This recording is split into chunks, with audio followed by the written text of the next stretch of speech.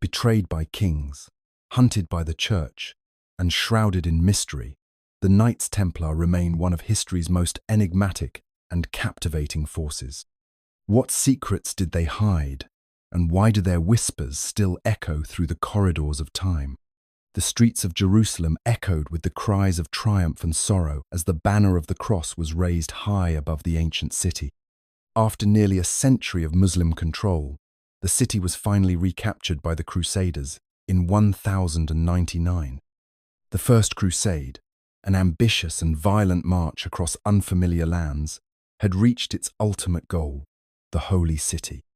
Bloodied and exhausted, the Crusaders poured into Jerusalem, claiming it as a victory not just for Europe but for Christendom itself. Yet, for all the glory of the conquest, it was also a moment of reckoning. Jerusalem, holy to Jews, Christians, and Muslims alike, had become a battlefield, a symbol of both religious fervor and tragic violence. Amidst the chaos and the jubilation, something new was born, something that would resonate throughout the ages. In the wake of Jerusalem's capture, the Christian knights who had fought in the Crusades found themselves in a strange, new reality. They had fought for years to reclaim the city, and now, with their task seemingly complete, their presence in the Holy Land was no longer as clear. What was their role now that the city was in their hands? How could they maintain control over such a volatile and sacred place? The answer came in the form of a simple yet powerful vision: to protect the pilgrims who were now flocking to Jerusalem, following in their footsteps, seeking the holiness and power of the place that had long eluded them. The first seeds of the Knights Templar were sown not in noble halls or palaces, but in the dust and fervour of Jerusalem's streets.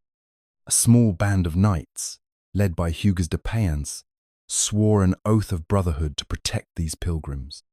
They took vows of poverty, chastity, and obedience, mirroring the monastic orders that had spread across Europe. But unlike the monks, these knights would wear armour and bear swords, always ready to defend the faithful from the dangers that lurked on the dangerous roads to the Holy City. The order was born from a need that was both spiritual and practical. Jerusalem, now in the hands of the Crusaders, was a place of promise and peril. Pilgrims from all over Europe arrived, seeking to touch the holy sites, but many fell victim to marauders, thieves, and violent factions. The knights, with their warrior training and discipline, became both protectors and symbols of Christ's dominion over the city. Though humble at first, the knights' mission was clear: to defend and safeguard, to protect and serve. As word of their devotion and valor spread, their numbers began to grow. What began as a small brotherhood soon became a powerful order, a force that would not only change the course of the Crusades, but would also leave a mark on history that would last centuries.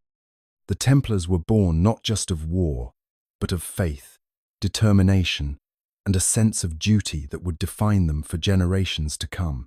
The dawn of the Knights Templar began in the aftermath of Jerusalem's capture, when the streets of the city were still stained with the remnants of battle and the fervour of conquest.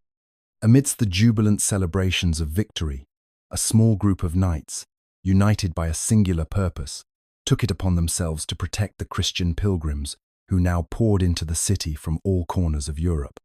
Led by Hugues de Payens, these knights sought the blessing of the newly crowned King Baldwin II of Jerusalem, pledging their lives to a mission that was both sacred and perilous. In the year 1119, they were formally recognized as the Order of the Poor Fellow Soldiers of Christ and the Temple of Solomon. Their name, a reflection of their humble beginnings, spoke to both their devotion and the gravity of their task. They were not knights of noble birth seeking glory or riches, but rather humble men who had taken solemn vows to live in poverty, chastity, and obedience. Their mission was clear: to ensure the safety of pilgrims traveling to the holy sites and to defend the city of Jerusalem from any threat that might jeopardize the fragile peace that had been established. To carry out this mission, they found their home in the ruins of the Temple of Solomon, which gave the order both its name and its mystique. The early days of the Templars were marked by sacrifice. Living within the stone walls of the temple, the knights took an oath that bound them not just to their sacred mission, but to a life of austerity and devotion. The Templars' vows were as much a shield for the soul as the armor they wore into battle.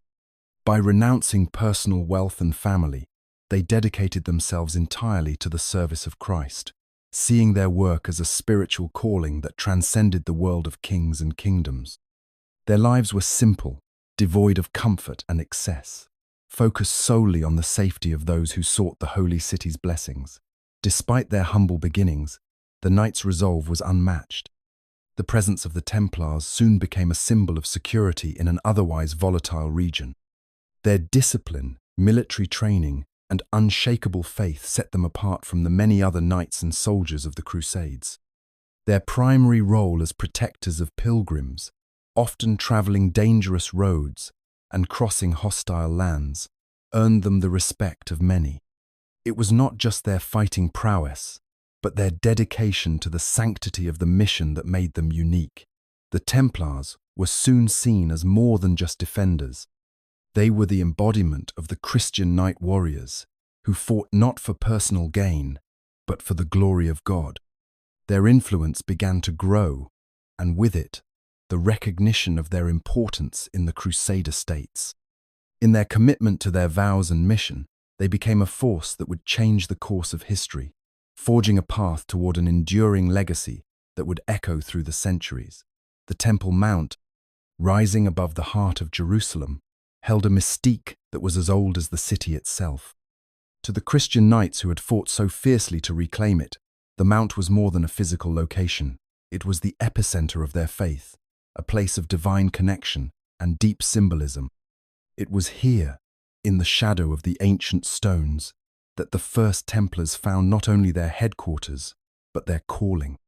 The remnants of the Temple of Solomon, buried beneath layers of history, became a place of worship, meditation, and, as many would come to believe, revelation. In the early days of the order, the Templars were devoted to guarding the sacred sites of Jerusalem, but their association with the Temple Mount soon stirred rumors and whispered secrets. The temple, long thought to be a repository of divine mysteries, seemed to hold more than just religious significance. The knights, by virtue of their proximity to these ancient foundations, began to uncover something far deeper. What began as humble service and protection turned into something more profound. Hidden beneath the temple's walls, it was said, lay treasures both material and spiritual waiting to be revealed. The First Templars, many of whom were skilled in the arts of war, found themselves drawn to the secrets of the Temple Mount. They were not just warriors of Christ, but men who understood the power of ancient relics that might have been lost to history. The Templars, with their unique position in Jerusalem, began to search for these hidden treasures, seeking what lay buried beneath the city's sacred ground. Some of these secrets, some whispered among the ranks of the knights, were said to hold the key to the divine power of the ancient Hebrews. The most tantalizing of these rumors suggested that the Ark of the Covenant, lost for centuries, could be hidden somewhere within the bowels of the temple. Though there is little concrete evidence to confirm these claims, the legends persisted. The Templars, once humble knights guarding pilgrims, were now drawn into a world of ancient mysteries and divine secrets. With their growing reputation, they began to attract not just the pious, but also those with a keen interest in the arcane. Scholars and mystics arrived in Jerusalem, eager to explore the hidden depths of the city and its legendary mount. What they uncovered or claimed to uncover began to transform the Templars from mere protectors into something far more enigmatic. The Temple Mount, with its powerful symbolism and the allure of forgotten knowledge, became the crucible in which the Templars forged their identity. What they discovered within its stone walls would become a central part of their legend, whispered from one generation to the next. The Templars, bound by their vows and their growing power, now carried not only swords, but also the weight of an ancient mystery that would echo throughout history. In the early years of their existence, the Templars faced a constant battle not only against external threats, but against the skepticism and hesitation of those around them. Though their mission was noble and their faith unshakable, the order was initially a small group of knights, struggling to prove their worth in the wake of a successful crusade. The Church, still reeling from the turbulence of the First Crusade, was cautious about giving its blessing to such an unconventional order. Their vows of poverty, chastity, and obedience were clear, yet their goals combining religious devotion with military might were seen as a bold departure from the established monastic orders. The knights were not just defending Jerusalem and its holy sites, they were growing into something more. Their courage and discipline on the battlefield gained them respect, but it was their devotion to God and their zeal for the sacred cause that began to capture the attention of higher powers within the Church. The Templars had carved a place for themselves in the shadows of Jerusalem's sacred walls, but now they sought legitimacy, the stamp of approval from Rome, the acknowledgement that they were indeed the protectors of Christendom, sanctioned by the highest authority. As the Templars expanded their presence in the Holy Land, their numbers grew. They established fortresses along the Mediterranean, controlling key trade routes and establishing a network that spanned from the Levant to the heart of Europe. They became a force to be reckoned with not only in the military sense, but also financially. The Templars' newfound wealth came not only from the donations and bequests of noblemen seeking spiritual merit, but from the land and holdings they acquired, making them one of the wealthiest institutions in medieval Europe. With this wealth, the Templars were able to arm and equip their soldiers, maintain their strongholds, and, perhaps most importantly, begin to acquire political clout. It was not until the early 12th century that the Templars secured the recognition they craved. Pope Honorius II, a man of shrewd calculation, issued a papal bull in 1129, formally establishing the Order of the Poor Fellow Soldiers of Christ and the Temple of Solomon. This papal endorsement granted the Templars official legitimacy, placing them under the direct protection of the Church and releasing them from the jurisdiction of local bishops and kings. They were no longer just soldiers in the service of Christendom, they were warriors with a divine mandate, bound not just by their vows, but by the authority of Rome itself. With the Church's approval came the steady rise of the Templars. They became a vital part of the Crusader states in the Levant, providing military prowess, protection, and a sense of unity in a fragmented world. The Order's status grew rapidly, and with it, their influence. They were not just defenders of Jerusalem anymore, they were men of power, deeply entrenched in the politics and power struggles of both the Holy Land and Europe. The Templars had secured their place in history, not just as knights, but as an institution, powerful and unyielding, bound together by a shared vision, now approved by the highest power in Christendom. The foundation of the Knights Templar was not solely built upon their mission or their wealth. It was defined by a strict and unwavering code of conduct, one that transformed them from mere soldiers into an elite brotherhood bound by deep principles. This code was their very identity, transcending the usual vows of monastic orders and intertwining the sacred with the martial. It was a blend of chivalry, secrecy, and honor that became the backbone of their operations, shaping every aspect of their lives and their role in Christendom.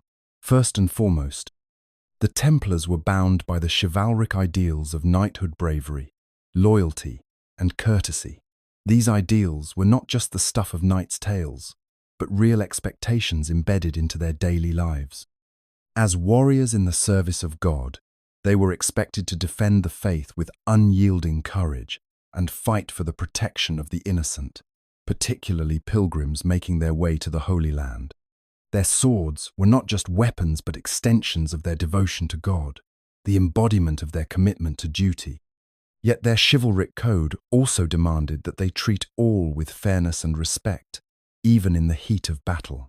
The Templar Knight was not simply a soldier, but a figure of moral authority, guided by both religious duty and the knightly ideals of honor and respect. Equally essential was the vow of secrecy that pervaded every aspect of the Templar order. As the Templars grew in influence and wealth, they became more than just warriors. They were guardians of a secret, and perhaps even more importantly, of a mission that only they could truly understand. To be a Templar was to become part of something beyond the worldly, a bond sealed with confidentiality. The Order's inner workings, their true purpose, were known only to the highest echelons, and their oath of secrecy extended far beyond their military engagements. They were entrusted with the safety of Jerusalem's sacred sites, and their vows ensured that any knowledge they uncovered, be it about relics, treasures, or the mysteries of the Holy Land, remained confined within their ranks. This secrecy was integral to their strength, safeguarding their mystique and their power. This combination of chivalry and secrecy allowed the Templars to evolve into the formidable warriors they were known to be. From the beginning, the Order trained its knights to be masters of combat, skilled in both mounted and foot battle, but the Templars became something more, an elite force, capable of both strategic brilliance and unwavering discipline. Their tight-knit brotherhood, bound by strict conduct, ensured that each Templar was not only a highly skilled soldier, but also a man who embodied the ideals of sacrifice and dedication. In combat, the Templars were an unstoppable force, their unity and unwavering faith making them fierce opponents on the battlefield. By adhering to their code, the Templars became a legend in their own right, their discipline and values setting them apart from other military orders. They were not just knights in shining armor, they were the embodiment of a sacred mission, an unbreakable brotherhood standing at the crossroads of faith, warfare, and mystery. Their reputation, earned through years of service and unyielding commitment, would live on long after their heyday, cementing their place in history as the ultimate warriors of Christendom. The sun blazed down on the dusty plains of Hattin in 1187, the air thick with the scent of sweat, dust, and the promise of bloodshed. The Knights Templar, proud and battle-hardened, stood shoulder to shoulder with their fellow Crusaders, preparing for a battle that would forever alter the course of history. Their foe was Saladin, the Sultan of Egypt and Syria, a brilliant tactician and warrior who had swept through the Holy Land with relentless precision. The Battle of Hattin was not just a contest of arms. It was a clash of ideals, a turning point in the Crusader state's struggle for control over Jerusalem. The Templars had long been the vanguard of the Crusader army, their reputation as fierce and disciplined warriors preceding them. But the battle that awaited them at Hattin would be different. Saladin's forces were vast, outnumbering the Crusader army by nearly 3-1, and their strategy was equally formidable. Saladin had cleverly drawn the Crusaders into a trap, luring them into the open desert, far from the safety of the fortifications they had relied upon for defense. The heat was oppressive, the water supply scarce, and the Crusaders were already fatigued by days of marching under the relentless sun. As the battle began, the Templars, alongside the Hospitallers and other knights, fought valiantly to defend the Crusader cause. They mounted fierce resistance, charging into the Saracen lines with all the ferocity they were known for. But Saladin's forces were no ordinary enemy. His cavalry, mobile and swift, struck with deadly precision, forcing the Crusaders into a disorganized retreat. The Templars, who had once been invincible on the battlefield, were now fighting not only against the overwhelming numbers of Saladin's army, but against the merciless desert heat and the lack of water. The turning point came when the Crusaders were surrounded, their movements limited by the scorched earth beneath them. Saladin's forces cut off their retreat and attacked from all sides. The Templars fought to the last man, but it was clear the battle was lost. The knights who had once been the pride of Christendom were now prisoners of war. Saladin, with his customary magnanimity, spared many of the captives, but the defeat was devastating. The loss at Hattin marked the end of the Crusader dominance in the Holy Land, and the fall of Jerusalem was soon to follow. For the Templars, the aftermath of Hattin was catastrophic.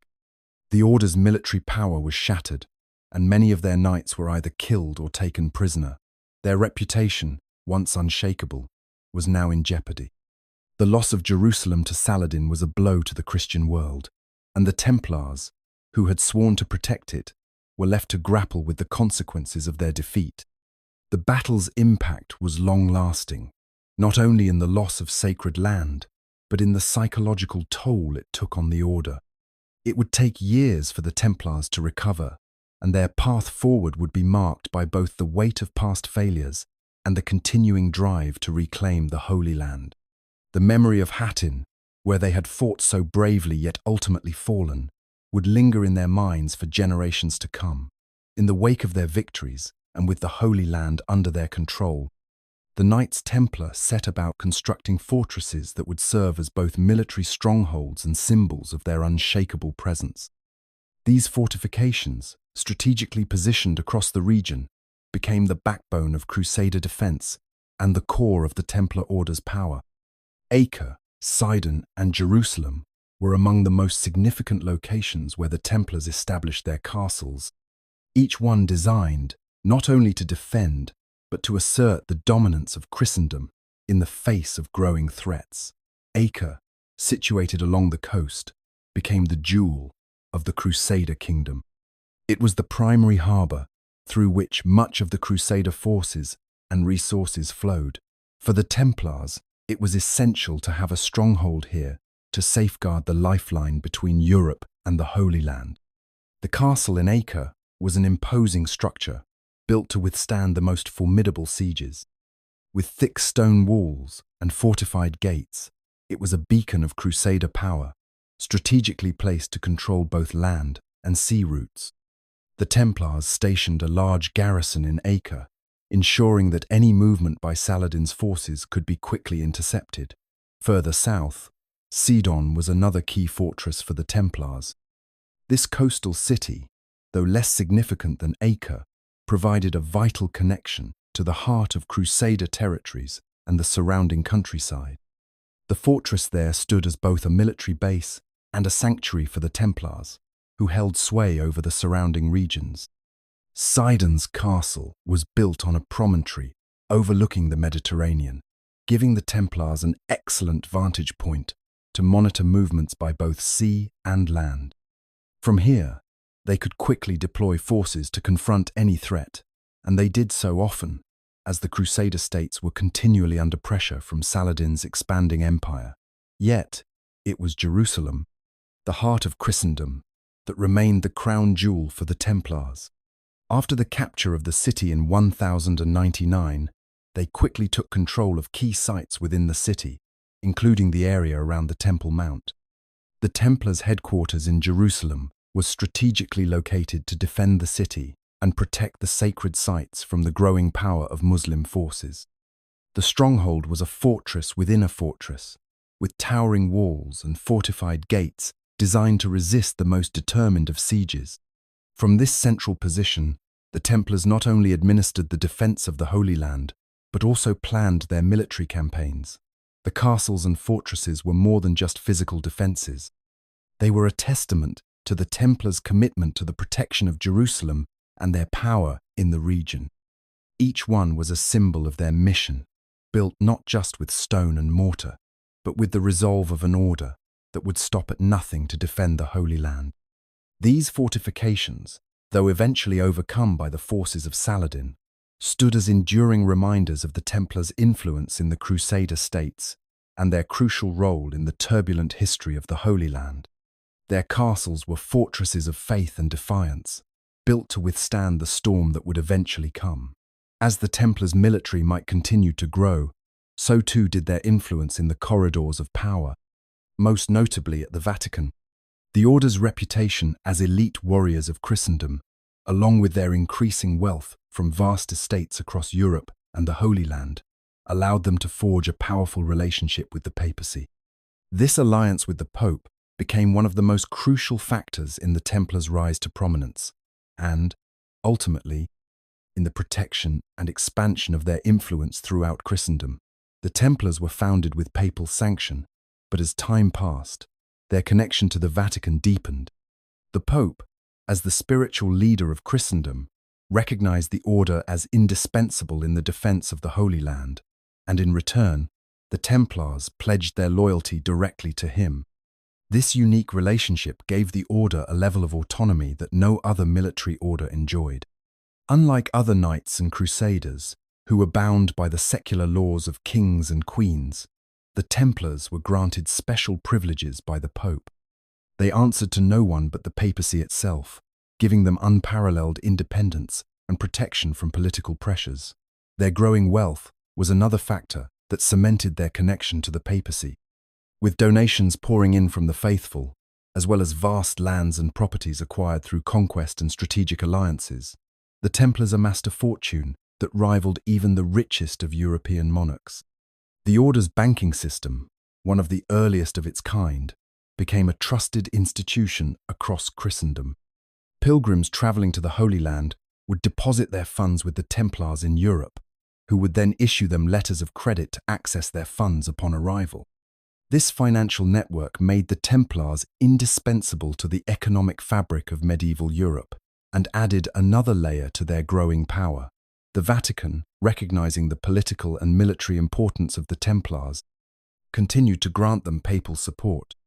The Templars were regularly given papal bulls that provided protection for their lands, reaffirmed their exemption from local taxation, and granted them the right to operate independently of secular rulers. The Pope's backing not only safeguarded the Templars' interests, but also gave them a kind of divine sanction, solidifying their standing as both religious and political forces. This close relationship with the Vatican allowed the Templars to exert considerable influence in European courts, where their wealth and power made them key players in the politics of Rome. They became the trusted confidants of kings and nobles, often acting as advisors and intermediaries in important diplomatic matters. The papacy, in turn, relied on the Templars, not only for their military prowess, but also for their financial expertise and vast network. As their influence in Rome and throughout Europe expanded, the Templars' connection to the papacy became an essential cornerstone of their existence, giving them the protection and support necessary to continue their operations. However, this powerful bond also sowed the seeds of future conflict, as the Templars' rising wealth and independence would eventually attract the suspicion of those who feared their power and influence.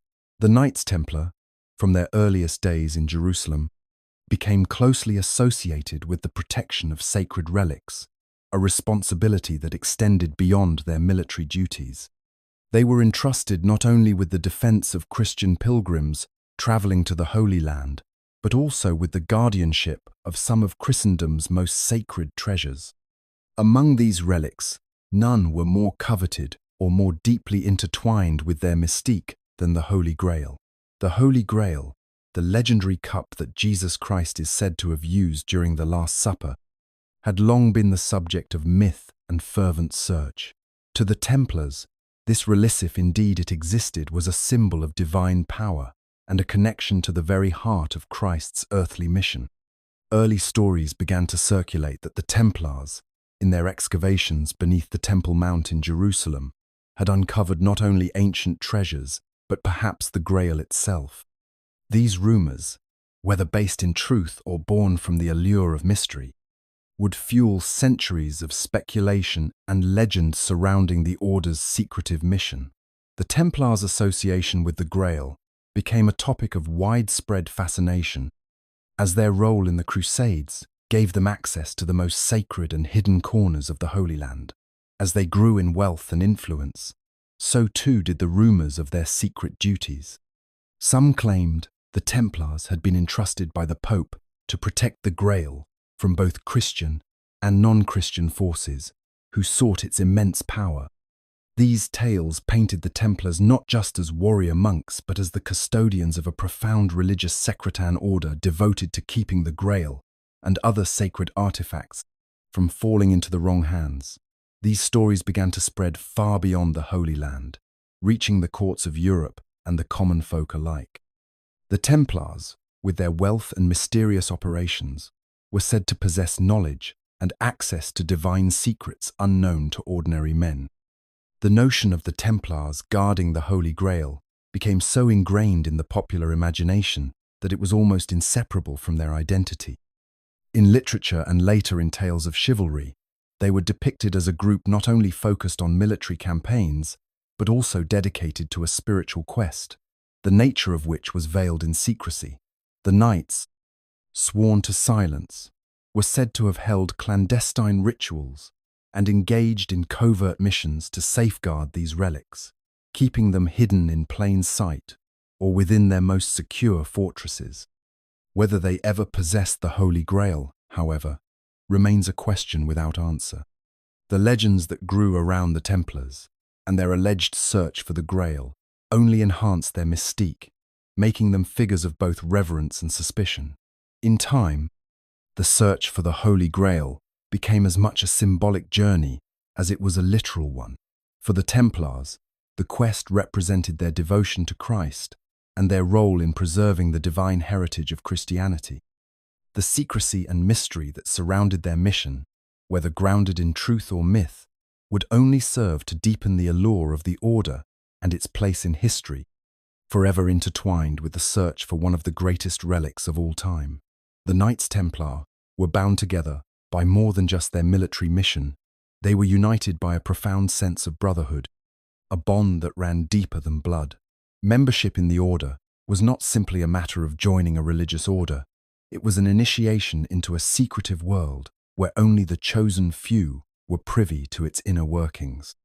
The rituals that marked a man's entry into the Templars were shrouded in mystery, designed to separate the initiate from the world he had known and usher him into a new life of devotion and secrecy.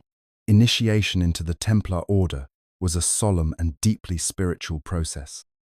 New recruits underwent rigorous trials that tested not only their physical endurance, but also their moral character. Before the new knights could take their vows, they had to demonstrate their unwavering commitment to the order's mission and to the cause of Christ.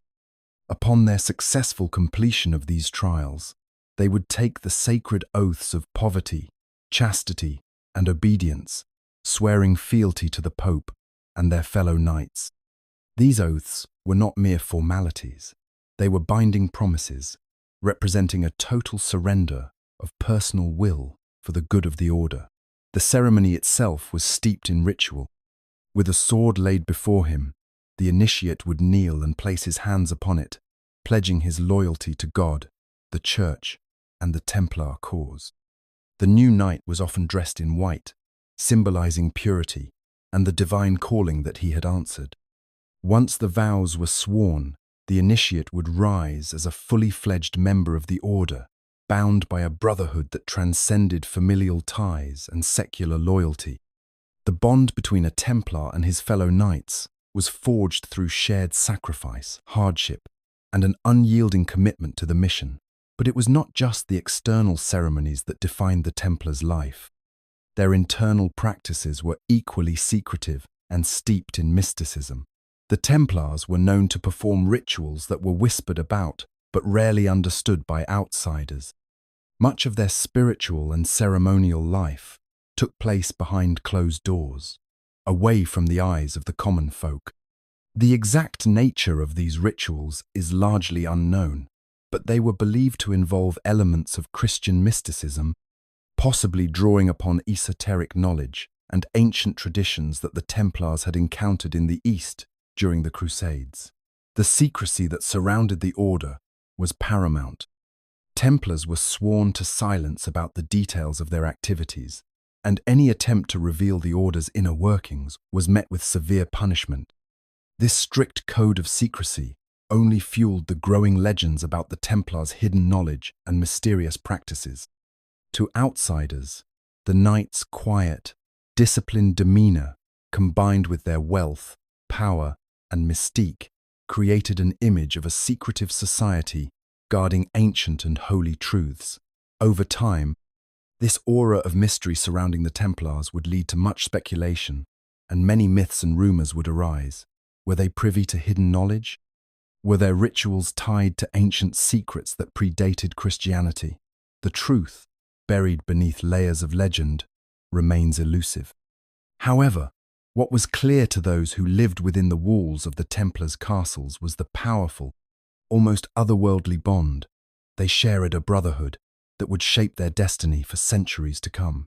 The Iberian Peninsula became one of the most vital fronts in the Templars' military and religious campaigns, offering both opportunities and challenges as the order sought to expand its reach. From the very beginning of their presence in Spain, the Templars found themselves deeply enmeshed in the struggle that defined much of the peninsula's history, the Reconquista. This centuries-long effort to reclaim territory from the Moors was not merely a war for land, it was a battle for religious and cultural supremacy, a mission that the Templars embraced with fervor and dedication. As the Christian kingdoms of Castile, Aragon, and Leon pushed southward, the Templars joined the effort with their unique blend of military discipline, religious zeal, and formidable resources. They became a powerful force in the fight against the Muslim Moors, who had held much of Spain since the 8th century. The Templars' contribution to the Reconquista was not only military, but also strategic, as they provided both soldiers and financial backing for the Christian kingdoms. Their presence in the Iberian Peninsula allowed them to establish a network of castles, fortresses, and estates, which they used to guard vital routes and serve as staging grounds for further campaigns. The Templars were granted land and privileges by the Christian monarchs in exchange for their services. These grants were not simply rewards, they were part of a broader strategy to consolidate Christian power in the Iberian heartlands. The Order's fortresses, built with the same expertise they had honed in the Holy Land, became crucial in the defense of newly reclaimed territories. In this way, the Templars established a significant military presence, ensuring that their influence extended far beyond just the battlefields. In addition to their military roles, the Templars played a key part in the economic and social development of the regions they occupied. They established monasteries, farms, and trading networks that helped to stabilize the areas under Christian control. Their wealth, bolstered by the land they controlled, and their involvement in the growing trade between Europe and the Middle East, allowed them to sponsor further military campaigns. With each victory, the Templars solidified their reputation as both warriors of the faith and stewards of the land. However, the Templars' success in Spain was not without its complications. As they became more entrenched in the Iberian Peninsula, tensions arose between the various Christian kingdoms, and the Templars often found themselves navigating delicate political waters. Their growing power and wealth, coupled with their secretive nature, made them both allies and rivals to the monarchs they served. In some cases, the very kings who had once relied on them came to fear the Templars' influence, a sentiment that would have profound consequences for the Order in the years to come. Despite these challenges, the Templars' role in the Reconquista is remembered as one of their greatest achievements. Their military prowess, religious devotion, and strategic brilliance were indispensable in the conquest of the Iberian Peninsula, and their legacy is woven into the very fabric of Spanish history.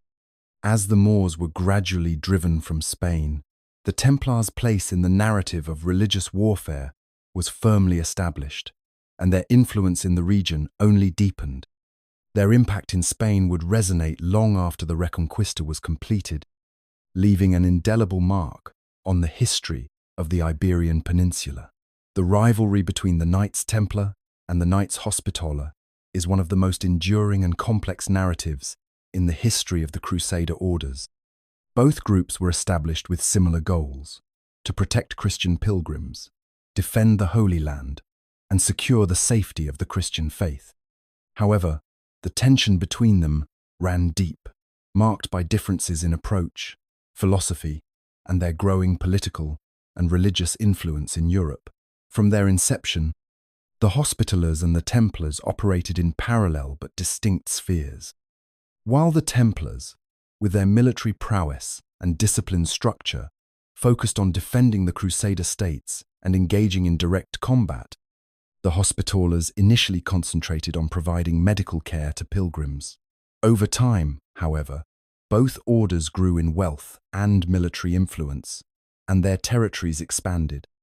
As their influence increased, so too did their competition for power, land, and prestige. This rivalry was not just about military strategy, but about the very soul of Christendom. The two orders' quest for dominance was as much about their spiritual legitimacy as it was about territorial control. One of the key points of tension was the question of who would have greater influence over the affairs of Crusader states, especially the Holy Land.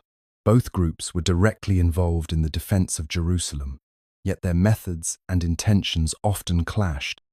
The Templars, with their more martial focus, often took the lead in the field, while the Hospitallers sought to assert their influence through diplomacy and the management of important religious sites. As they vied for control of resources and territory, the rivalry became more than just a matter of military might. It was a question of which group could claim the moral high ground in the eyes of both the Church and the people. The political maneuvering between the two orders extended far beyond the Holy Land. In Europe, the Hospitallers and Templars played a significant role in the religious and political games of the day. As both orders amassed wealth, their interests began to overlap with the political ambitions of monarchs and powerful nobles. This often led to direct confrontations, as kings sought to control or manipulate one of the orders to further their own agendas. In some cases, monarchs played the two orders against each other, trying to exploit their rivalry to gain favor or extract resources. The rivalry also extended to the inner workings of the Church. Both orders had established powerful connections with the Vatican, each vying for the Pope's favor and support. The Hospitallers, traditionally seen as more aligned with the religious establishment due to their charitable work, enjoyed considerable influence with the Church. Meanwhile, the Templars, with their mysterious practices and enormous wealth, were both revered and feared. The secrecy that surrounded the Templars, coupled with their vast network of financial operations across Europe, made them a powerful and enigmatic force within the ecclesiastical world. As the years passed, the tension between the orders grew, reaching a peak in the early 14th century. This rivalry would ultimately lead to the downfall of the Templars, as the Hospitallers, along with the influence of the French crown, played a pivotal role in bringing the order's remarkable rise to a tragic end. The political and religious games that had once fueled the rivalry between the Templars and Hospitallers would forever alter the landscape of medieval Europe and leave a legacy that continues to fascinate historians to this day. The Knights Templars' rise to immense wealth was as remarkable as it was controversial. Originally founded to protect pilgrims traveling to Jerusalem, the order quickly evolved into an organization that not only wielded military power, but also developed sophisticated financial mechanisms that would make them one of the wealthiest institutions in Europe. The foundation of their wealth rested on three primary sources: banking, land acquisition, and trade, each of which was expertly managed to expand the order's influence and reach. The Templars' involvement in banking began almost by accident. As they gained fame for their role in the Crusades, they began to acquire wealth through donations from nobles, monarchs, and the Church. Their primary asset was vast swathes of territory granted by kings in return for military service. The Templars turned these lands into profitable holdings, establishing estates across Europe, from France to England, Spain to Scotland. However, it was their ability to manage these holdings effectively, combined with their military reputation, that gave them leverage over the European elite. They became the financiers of kings, their treasuries entrusted with funds meant to finance crusades and local conflicts. What set the Templars apart, though, was their ability to offer a level of security and service that was unmatched at the time. In the 12th and 13th centuries, traveling with large sums of money was a risky endeavor. Merchants, nobles, and pilgrims who traveled across the continent increasingly relied on the Templars to protect their assets. The order began to provide a form of early banking services, issuing letters of credit to those who wished to transport funds securely across borders. This innovative service allowed individuals to deposit their money in one Templar stronghold and withdraw it in another, often at distant locations. In essence, the Templars established the first international banking network, a precursor to modern-day banking systems. Through this banking system, the order amassed substantial sums of money. They could charge interest on loans to kings and nobles, further increasing their wealth. The Templars became essential to the financing of not only the Crusades, but also the kingdoms and principalities of Europe. Kings who were otherwise unable to fund their wars or projects turned to the Templars, who were always eager to lend money in exchange for political favor or land. In addition to banking, the Templars controlled a vast network of trade routes, managing caravans and merchant goods across the Holy Land and into Europe. They established strongholds along these routes, controlling the flow of goods between East and West. This brought them considerable wealth as they collected taxes and tolls from traders passing through their lands. The Templars' fortresses, situated at strategic crossroads, became centers of commerce where they could trade in valuable goods such as spices, silks, and precious metals. By the early 14th century, the wealth and power of the Templars had grown so significant that it became a source of jealousy and fear among the European aristocracy. What began as a humble order focused on military and religious duties had transformed into a financial empire capable of influencing the very fabric of medieval Europe. Yet, as their wealth and influence grew, so too did the animosity directed toward Theman, animosity that would eventually lead to their downfall. The Knights Templars' role in the Crusades extended far beyond the Holy Land, with their influence reaching into regions like Egypt, where their strategic and military acumen were tested in ways that would shape their legacy. One of the most significant moments of this expansion occurred during the Fifth Crusade, which saw the Templars participate in the ill-fated siege of Cairo. The Crusaders had long recognized that the path to success in the Holy Land lay in controlling the strategic gateway to Egypt, a region that could not only undermine Muslim forces, but also secure their grip on the Middle East. In 1218, a large Christian army, which included a significant Templar contingent, set sail for Egypt with the goal of capturing the city of Damietta on the Nile River. The Templars, along with the Hospitallers and other European forces, took part in the assault, believing that taking Egypt would significantly weaken the power of the Ayyubid dynasty, which ruled the region under Sultan al-Kamil. The battle for Damietta, however, was just the first step of a larger, more ambitious plan to move deeper into Egypt and toward Cairo itself. As the siege of Damietta progressed, the Templars found themselves at the forefront of the operation, utilizing their experience in siege warfare to support their Christian allies.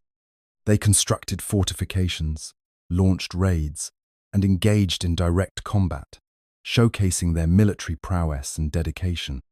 Once Damietta fell into Crusader hands, there was a brief hope that the momentum could be maintained for a march toward Cairo.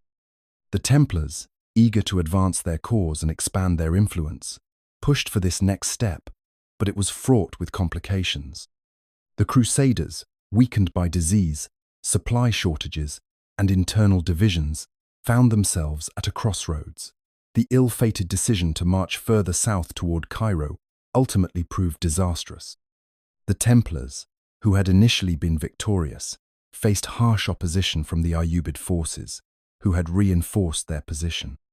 The terrain, the climate, and the fierce resistance from the Egyptians combined to blunt the Crusaders' progress.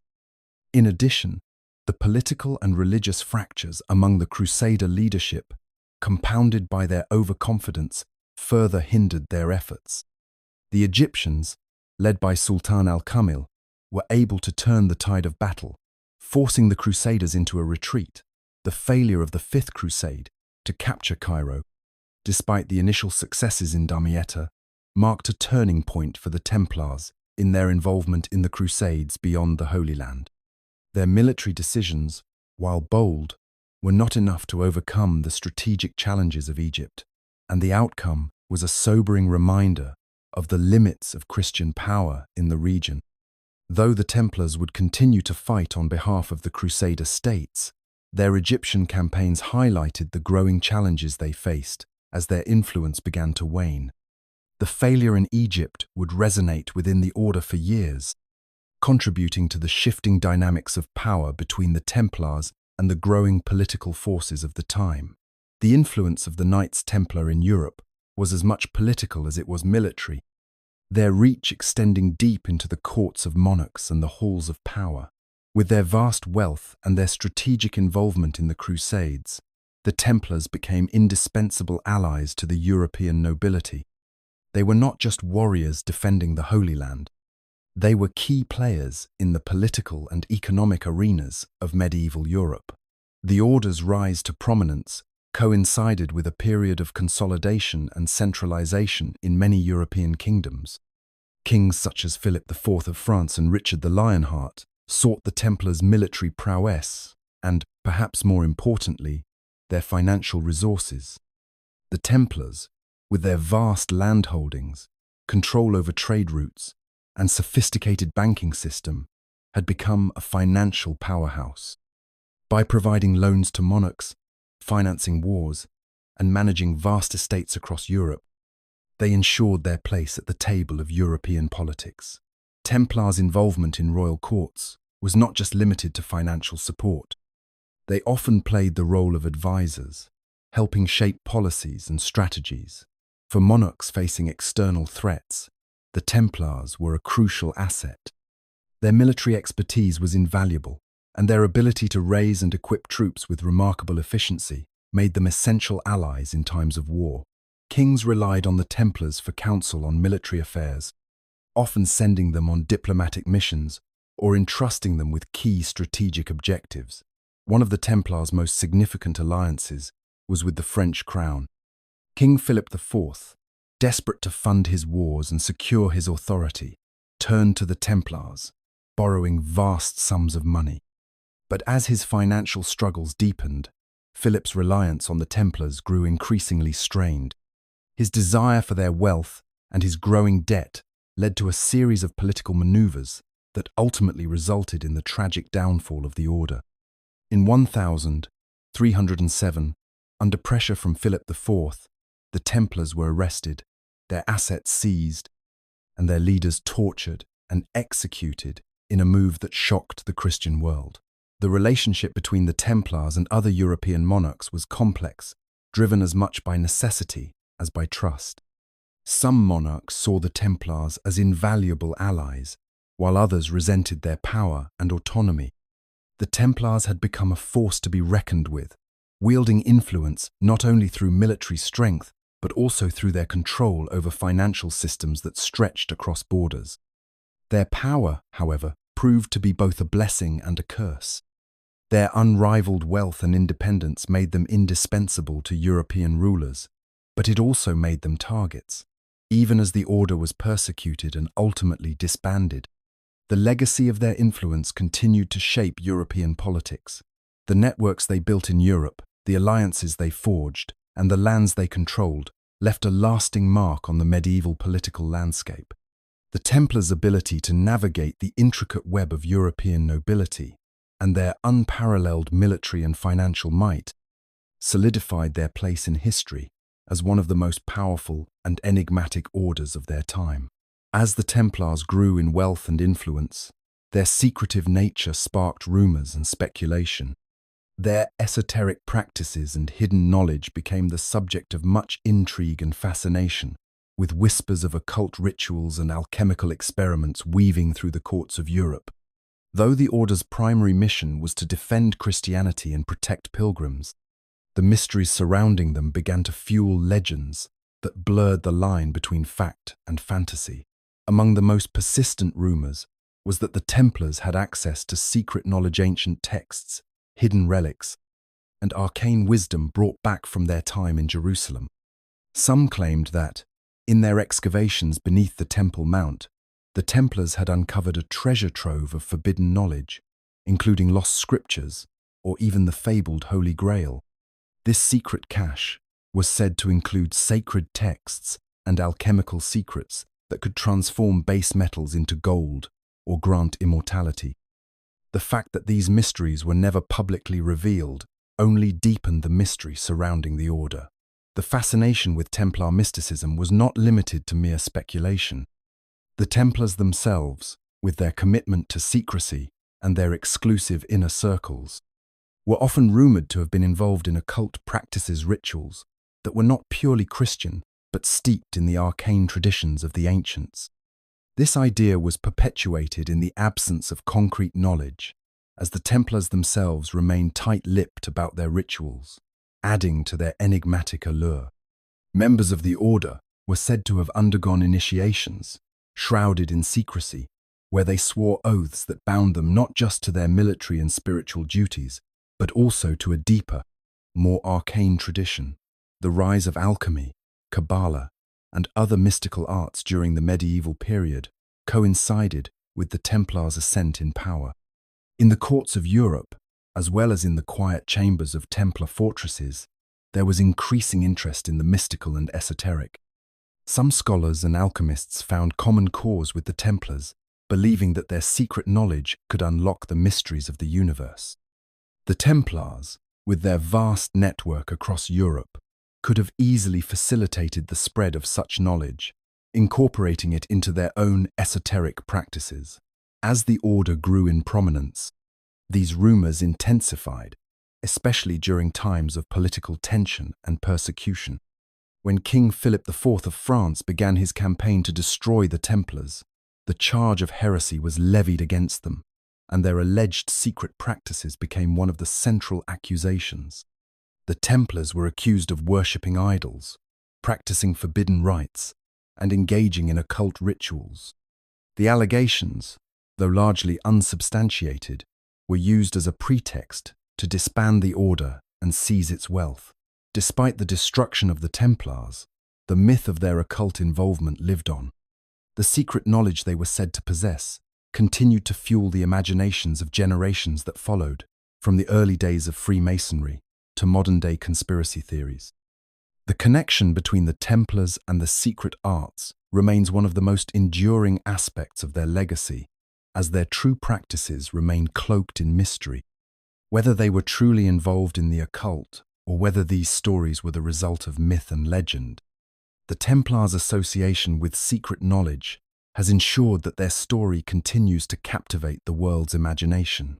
The fall of Acre in 1291 marked the tragic end of the Crusader presence in the Holy Land, an event that shattered the Templars' hopes of maintaining their sacred charge. Acre had been the last major Crusader stronghold in the region, a city that had withstood numerous sieges over the centuries. For the Knights Templar, it was not just a military defeat but a spiritual and emotional blow. Their mission had always been to defend the Christian presence in Jerusalem and the surrounding areas, and with Acre's fall, that mission seemed irreversibly doomed. The siege began as the Mamluks, led by Sultan al-Ashraf Khalil, mounted a relentless assault on the city. Despite desperate efforts by the Crusaders, including the Templars, to defend the walls, the Mamluks' overwhelming numbers and advanced tactics proved insurmountable. The city had already been weakened by years of conflict, with many of its defences in disrepair and its morale faltering. The Templars, once a formidable military force, were now reduced to a defensive posture, trying in vain to hold off the inevitable. As the Mamluks breached the city walls, chaos ensued. The Crusader forces, including the Templars, attempted to evacuate as much as they could, but the retreat was disorganized and full of hardship. The Templars, fiercely loyal to their vows, fought to the last, attempting to cover the retreat of civilians and other soldiers. Yet, despite their valor, the city fell. Acre was looted, its inhabitants either killed or taken as slaves, and the Christian presence in the Holy Land was effectively erased. For the Templars, the loss of Acre represented the loss of their territorial influence in the region. The Holy Land had been the center of their mission and their wealth. The fall of the city left them without a stronghold, forcing the knights to retreat to Cyprus and beyond, searching for a new place to call home. The grand purpose of their order seemed to crumble before their eyes, and the Knights Templar, once revered as the guardians of Christendom's most sacred lands, were now reduced to wandering exiles. The political and spiritual implications were profound. Acre's fall marked the official end of the Crusader states in the Holy Land, and with it, the Templars' raison d'être. The Knights of the Temple could no longer justify their existence as protectors of the Christian presence in Jerusalem. Their loss of key territories not only diminished their military and political power, but also triggered a sense of desperation within the order. It was during this time of vulnerability that their enemies, most notably King Philip IV of France, began to target them, accusing them of heresy and seeking to destroy the order for their wealth. The fall of Acre was not just the end of an era for the Templars, it marked the beginning of their decline.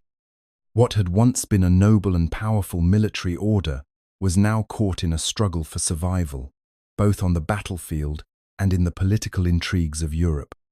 Acre's loss signaled the collapse of the Templars' role in the Crusades and set in motion the series of events that would lead to their eventual dissolution just a few years later. As the Templars' fortunes began to shift in the late 13th century, their once unassailable position became increasingly vulnerable.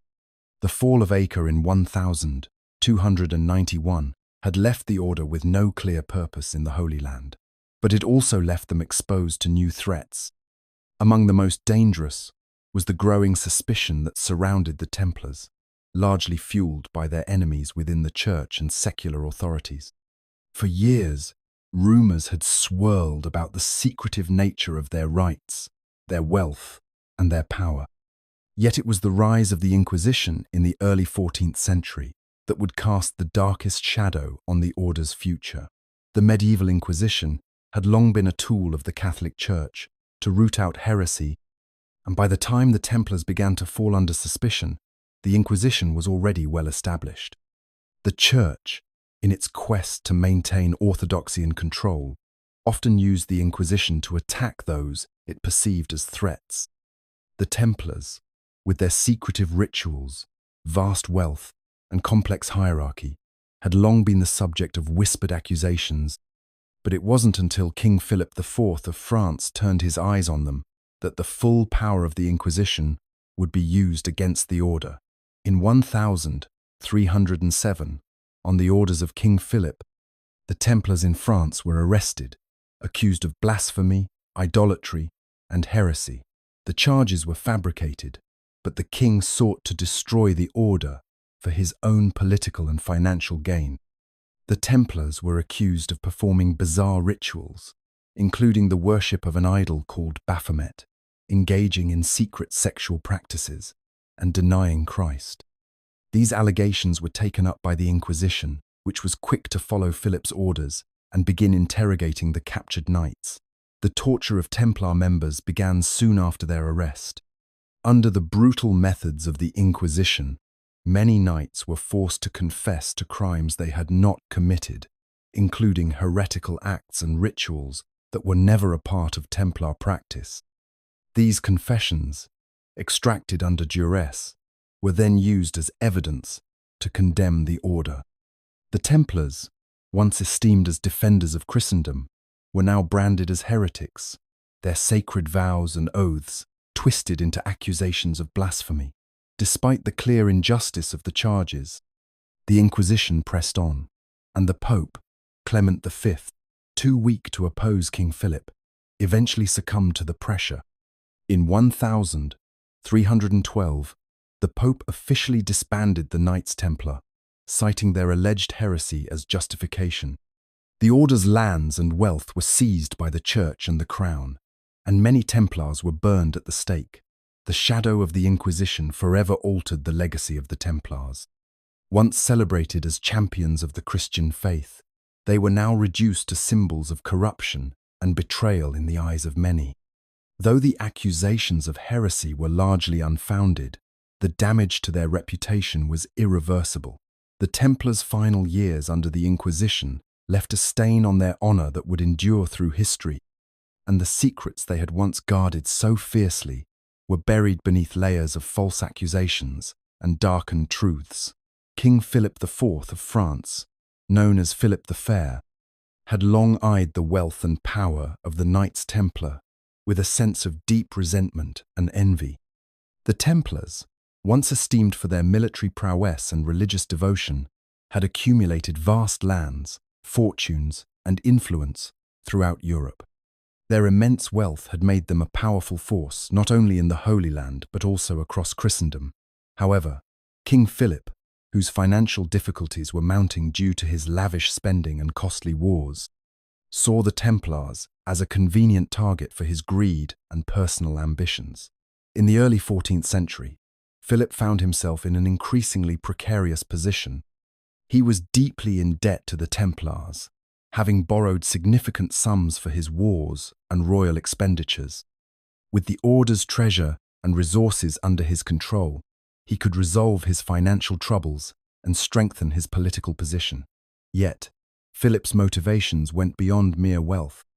The Templars' independence from the crown, their autonomous nature, and their close ties to the papacy made them a potential rival to his own authority. In the Templars, Philip saw not only a financial resource, but also a threat to his power. To achieve his goal, Philip turned to the most destructive weapon available to him: accusations of heresy. He began spreading rumors about the Templars' activities, fueling suspicion within both the church and among the nobility. The charges against the order were far-reaching and absurd. The Templars were accused of practicing heretical rites, including the worship of false idols, particularly an alleged idol known as Baphomet, which became synonymous with the Templars' supposed blasphemous practices. They were also accused of engaging in secret and sinful acts, including sodomy, and of conducting rituals that were deeply at odds with the teachings of the Church. Philip's campaign to destroy the Templars reached its peak on the night of Friday, October 13, 1307, when he ordered the mass arrest of Templar knights across France. It was a calculated and swift move, catching the knights off guard.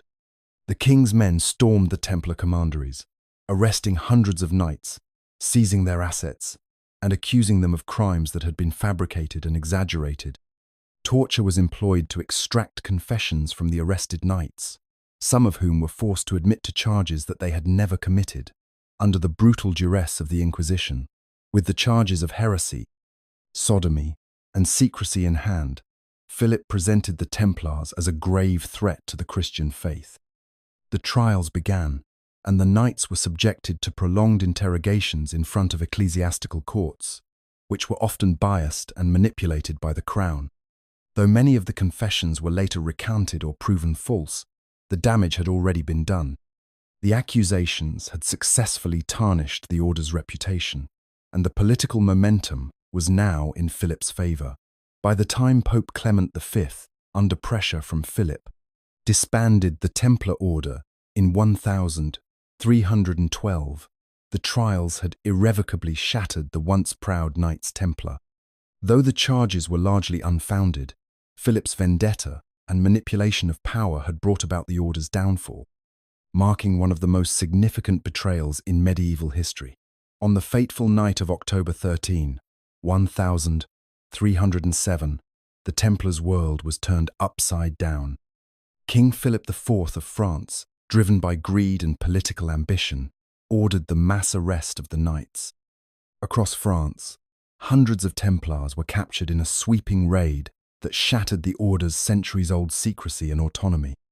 The king, who had long envied the immense wealth and power the order commanded, saw this as the perfect opportunity to rid himself of a rival and seize the Templar treasure.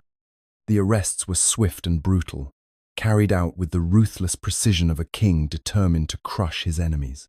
At the heart of this orchestrated betrayal was the Templars' Grand Master, Jacques de Molay. As the leader of the order, de Molay was a figure of great influence and respect. Yet, in the eyes of Philip IV, he had become a symbol of defiance and obstacle to be removed. De Molay, alongside other senior members of the order, was arrested and brought to trial. under the pretense of heresy. For Philip, it was not enough to capture the Templars. He sought to destroy them completely, both physically and spiritually. His aim was to discredit them in the eyes of the church and the people, using false accusations of heresy, sodomy, and blasphemy to justify the order's downfall. The Templars were accused of engaging in secret rites and rituals that violated the teachings of the Catholic Church. The accusations were lurid and sensational, that the knights had renounced Christ, worshipped idols, and engaged in sinful and immoral acts.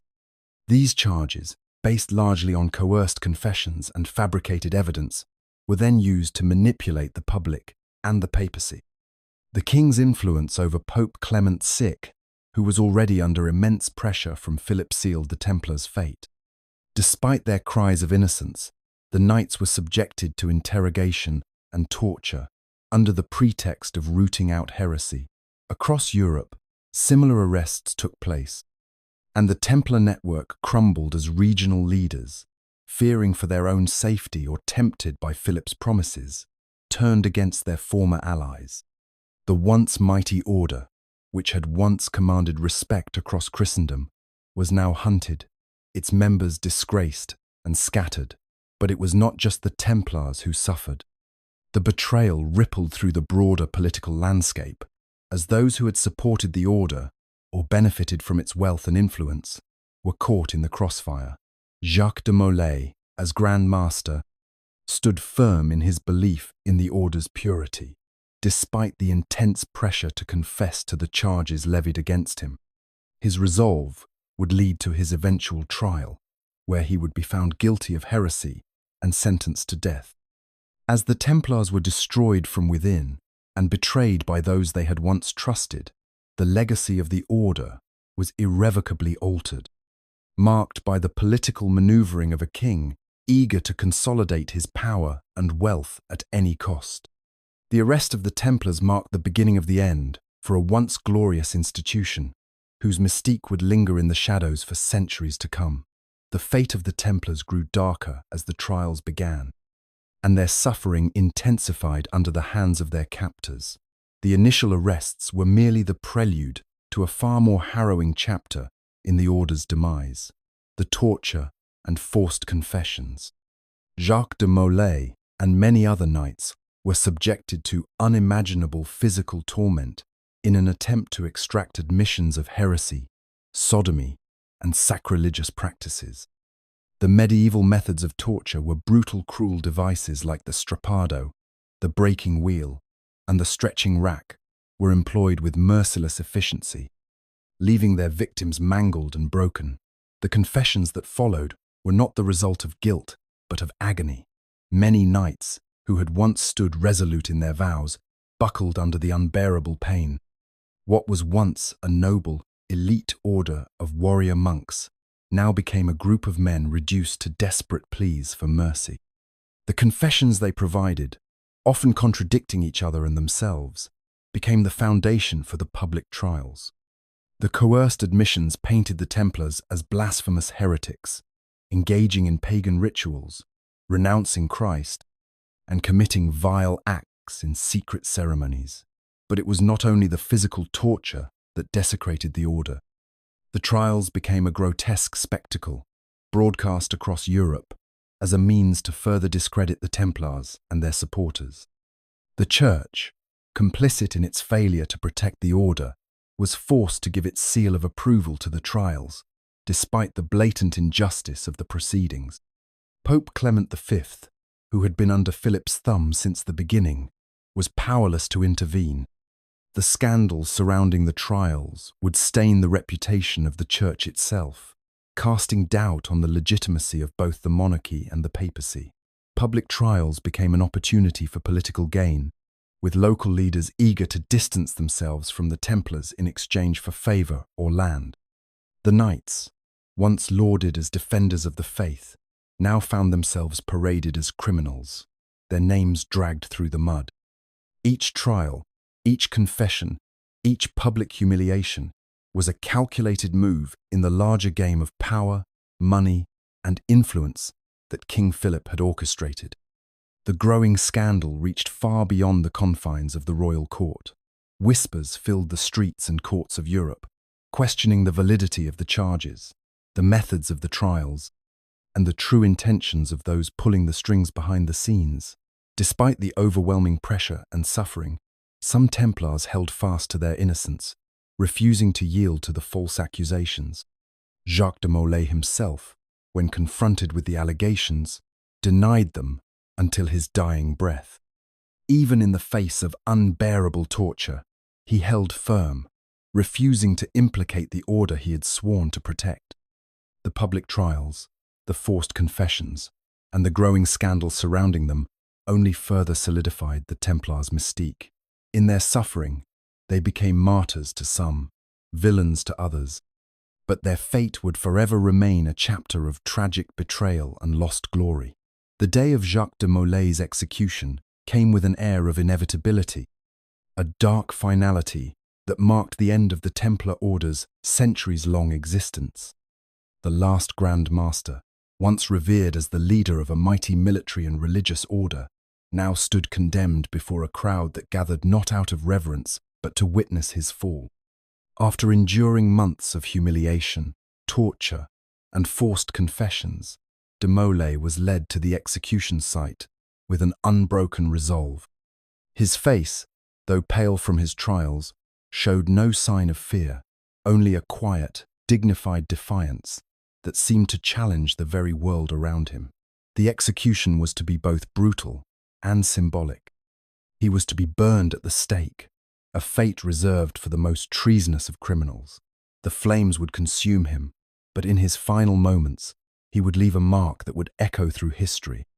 As the crowd watched, Jacques de Molay, bound and unable to escape the inevitable, uttered curses that would forever seal his name in infamy. With his last breath, he condemned the King of France, Philip IV, and Pope Clement V, the two men who had orchestrated the destruction of the Templars. His words rang out with fury. "God will avenge me," he declared, "and you will both follow me soon." His curses were not mere words born of a man's pain. They were an expression of the profound injustice he had witnessed, a deep sorrow for the betrayal that had led to the ruin of his order and the disgrace of his comrades. His accusations hung in the air like a prophetic declaration, as if he knew that the forces of power and greed that had conspired to destroy the Templars would one day crumble under their own weight. The flames that consumed him did not mark the end of his story. Rather, they ignited a fervor that would grow in the years that followed. As the fire crackled and the life was drained from Jacques de Molay, the crowds began to murmur. Some felt a fleeting sense of justice.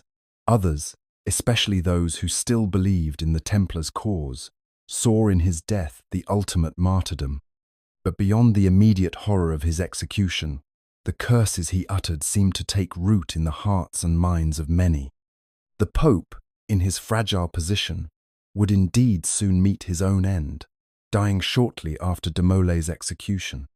King Philip IV, too, would soon face his own fate, with his reign collapsing under the weight of scandal, assassination, and financial ruin. The Grand Master's final act of defiance, his refusal to bend in the face of insurmountable pressure, became a symbol for many of the Templars' enduring spirit, and Jacques de Molay, the last Grand Master, would remain forever etched in history, his death marking not just the fall of an order, but the birth of a legend. In 1312, the Knights Templar, once the most powerful and revered military order in Europe, were officially dissolved by Pope Clement V. The decision was swift, a papal decree issued under duress, carried out with the stamp of authority but lacking any semblance of justice. The order, once granted immense privileges by the Church, had become a shadow of its former self, battered by betrayal, internal strife, and the vengeful machinations of King Philip IV of France. With the Templars stripped of their property, their lands seized, and their wealth dispersed, the decree brought an end to an era, but it did little to quell the mysteries that surrounded the once mighty order. The dissolution was more than an ecclesiastical formality. It was the final act in a long, dark play, written by power and greed. The Templars were disbanded, their knights scattered or imprisoned, their property transferred to other religious orders, mostly the Hospitallers. But there was one question that lingered, unanswered, and shrouded in legend. What happened to the Templar treasure? The order was known to have accumulated vast wealth, not only from the lands it held across Europe and the Holy Land, but from its banking operations, which had made it one of the richest institutions in medieval Christendom. Yet, as the Templars were dismantled, there was no visible transfer of these riches. The treasure, it seemed, vanished into the shadows, lost to time, or hidden by those loyal to the Templars, who had either fled or been executed. Rumours abounded. Some claimed the treasure had been smuggled away to secret locations, hidden beneath the floors of castles, in forgotten crypts, or buried deep in the Mediterranean.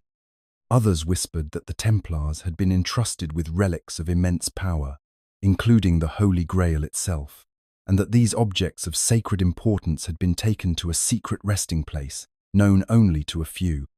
The secrecy surrounding their final days fueled these legends, ensuring that the mystery of the Templar treasure would endure for centuries. Pope Clement V, though he issued the decree that disbanded the order, found himself caught in the web of political intrigue that had ensnared the Templars. While he had bent to the will of King Philip IV, who had pressured him for years to eliminate the Templars and seize their wealth, the Pope's actions were far from conclusive. The treasure remained a tantalizing enigma, eluding the grasp of those who sought it. As the years passed, the memory of the Templars' fall evolved into something more than a historical event. It became the stuff of legend, with tales of their hidden wealth stirring imaginations across Europe. The question of the treasure's true fate persisted, growing more mythic with every passing century, as the shadow of the Knights Templar, both the order and its secrets, remained ever present in the annals of history. The legend of the Templar treasure has persisted for centuries, woven into the fabric of history and myth, a tale that continues to captivate the imagination. After the order's dissolution in 1312, whispers began to spread across Europe, claiming that the immense wealth of the Templars had been hidden away by the knights themselves or taken by those loyal to their cause. What happened to the treasure, whether it was gold, ancient relics, or something far more mysterious, became one of the most enduring puzzles of the medieval era. Various theories have emerged, each more tantalizing than the last. Some claim that the treasure was hidden in the crypts of the Templars' great castles, scattered across the European continent, particularly in places such as the Château de Gisors in France or the Temple Church in London. These sites, steeped in Templar history, have been the focal points of many searches.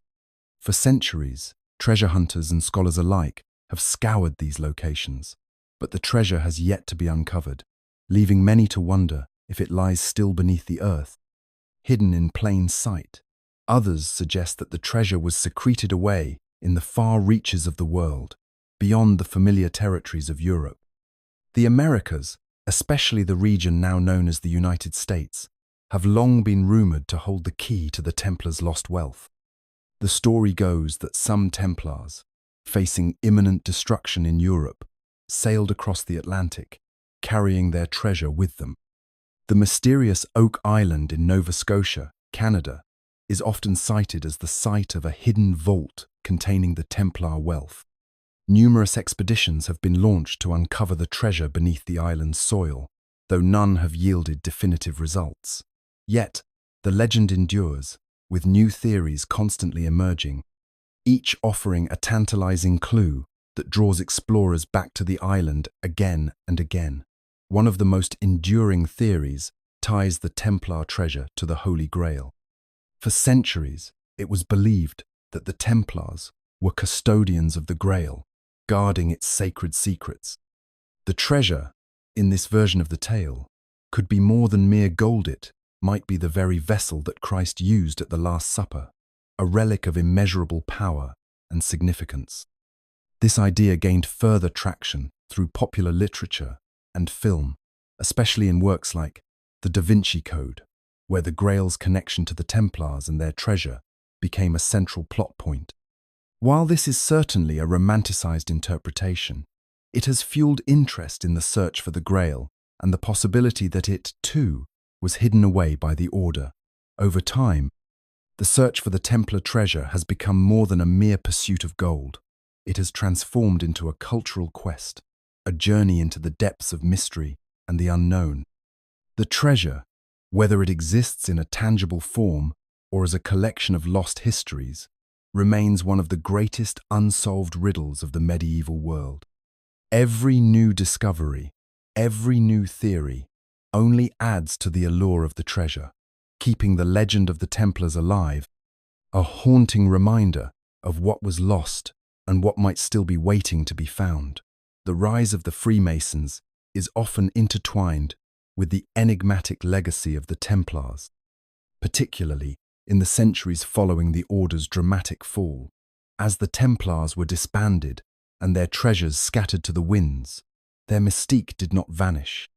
Instead, their symbols, rituals, and the very notion of their secretive nature began to resurface in unexpected places, notably within the early Masonic lodges that began to emerge in the late 16th and early 17th centuries.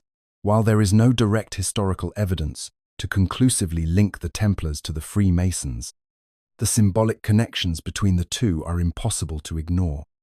The Masons, a fraternal order rooted in the traditions of stonemasonry, began to adopt a range of symbols that mirrored those once associated with the Templars. Among the most prominent are the square and compass, widely recognized as Masonic emblems, which some suggest could have roots in the tools of the medieval Templar builders, who were known for their monumental architecture.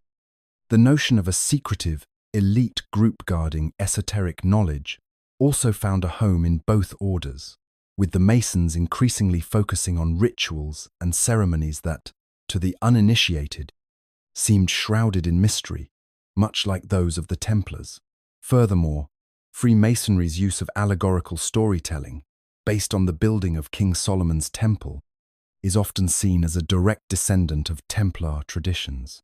The Templars, as guardians of the Temple of Solomon in Jerusalem, would have likely had an interest in its symbolic and literal interpretation. Freemasonry, with its emphasis on the temple and the biblical narrative surrounding it, seems to carry forward this preoccupation, though now in a more esoteric context. The idea that the Templars, in their secretive search for sacred relics like the Holy Grail, possessed knowledge and wisdom that could have been passed down to the Masons is a theory that continues to intrigue scholars and conspiracy theorists alike. The Templar connection to Freemasonry was further popularized during Enlightenment, when thinkers such as Voltaire and others began romanticizing the idea of an ancient, secret society, protecting wisdom beyond the reach of the common man.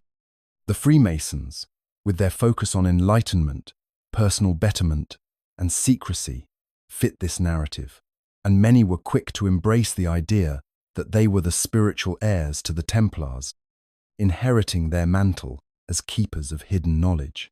This mythos became particularly pronounced in the United States, where Freemasonry gained a strong foothold in the 18th century. The Founding Fathers, many of whom were Freemasons, were often depicted as carrying forward the Templar ideals, even though historical evidence linking them to the Templars is speculative at best. Despite the mystery surrounding these connections, it is clear that the symbolic ties between the Templars and the Freemasons have played a significant role in shaping the public perception of both orders.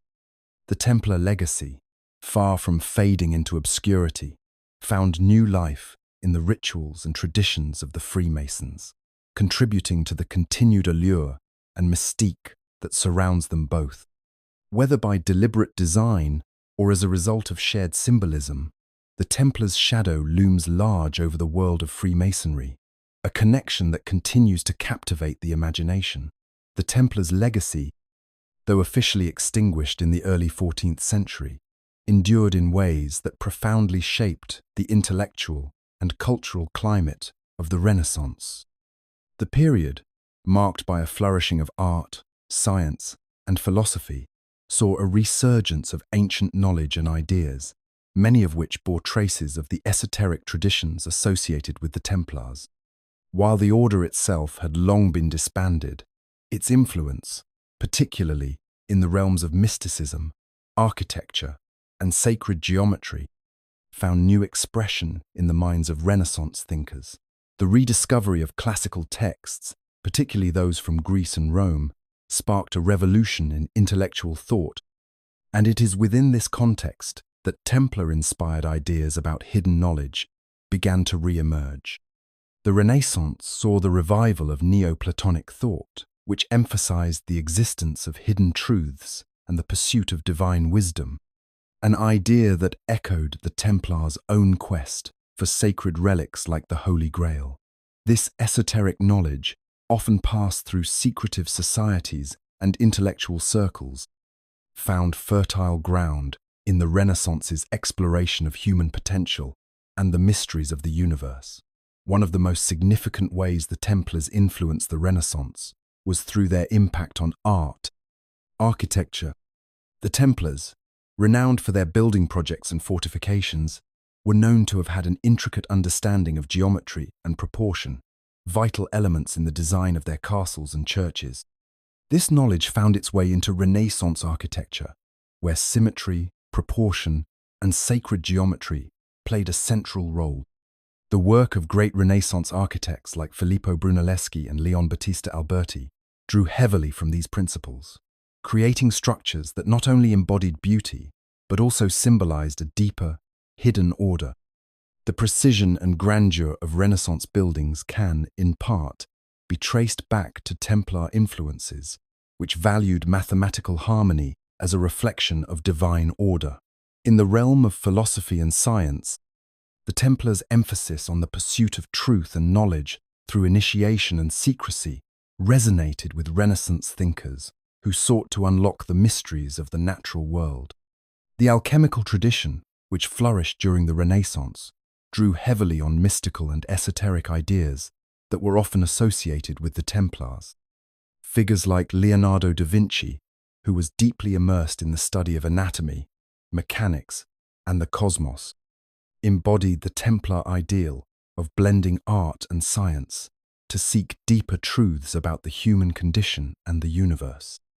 Leonardo's fascination with hidden knowledge and his use of symbolism in his works may have been influenced by the same mystical currents that ran through the Templar tradition. The Templars' legacy also found a home in the rise of secret societies that began to emerge during the Renaissance, such as the Rosicrucians and the Freemasons. These groups, who often held esoteric knowledge and rituals in high regard, were seen as inheritors of the Templar mystique, preserving the secret wisdom that the Templars had guarded centuries before.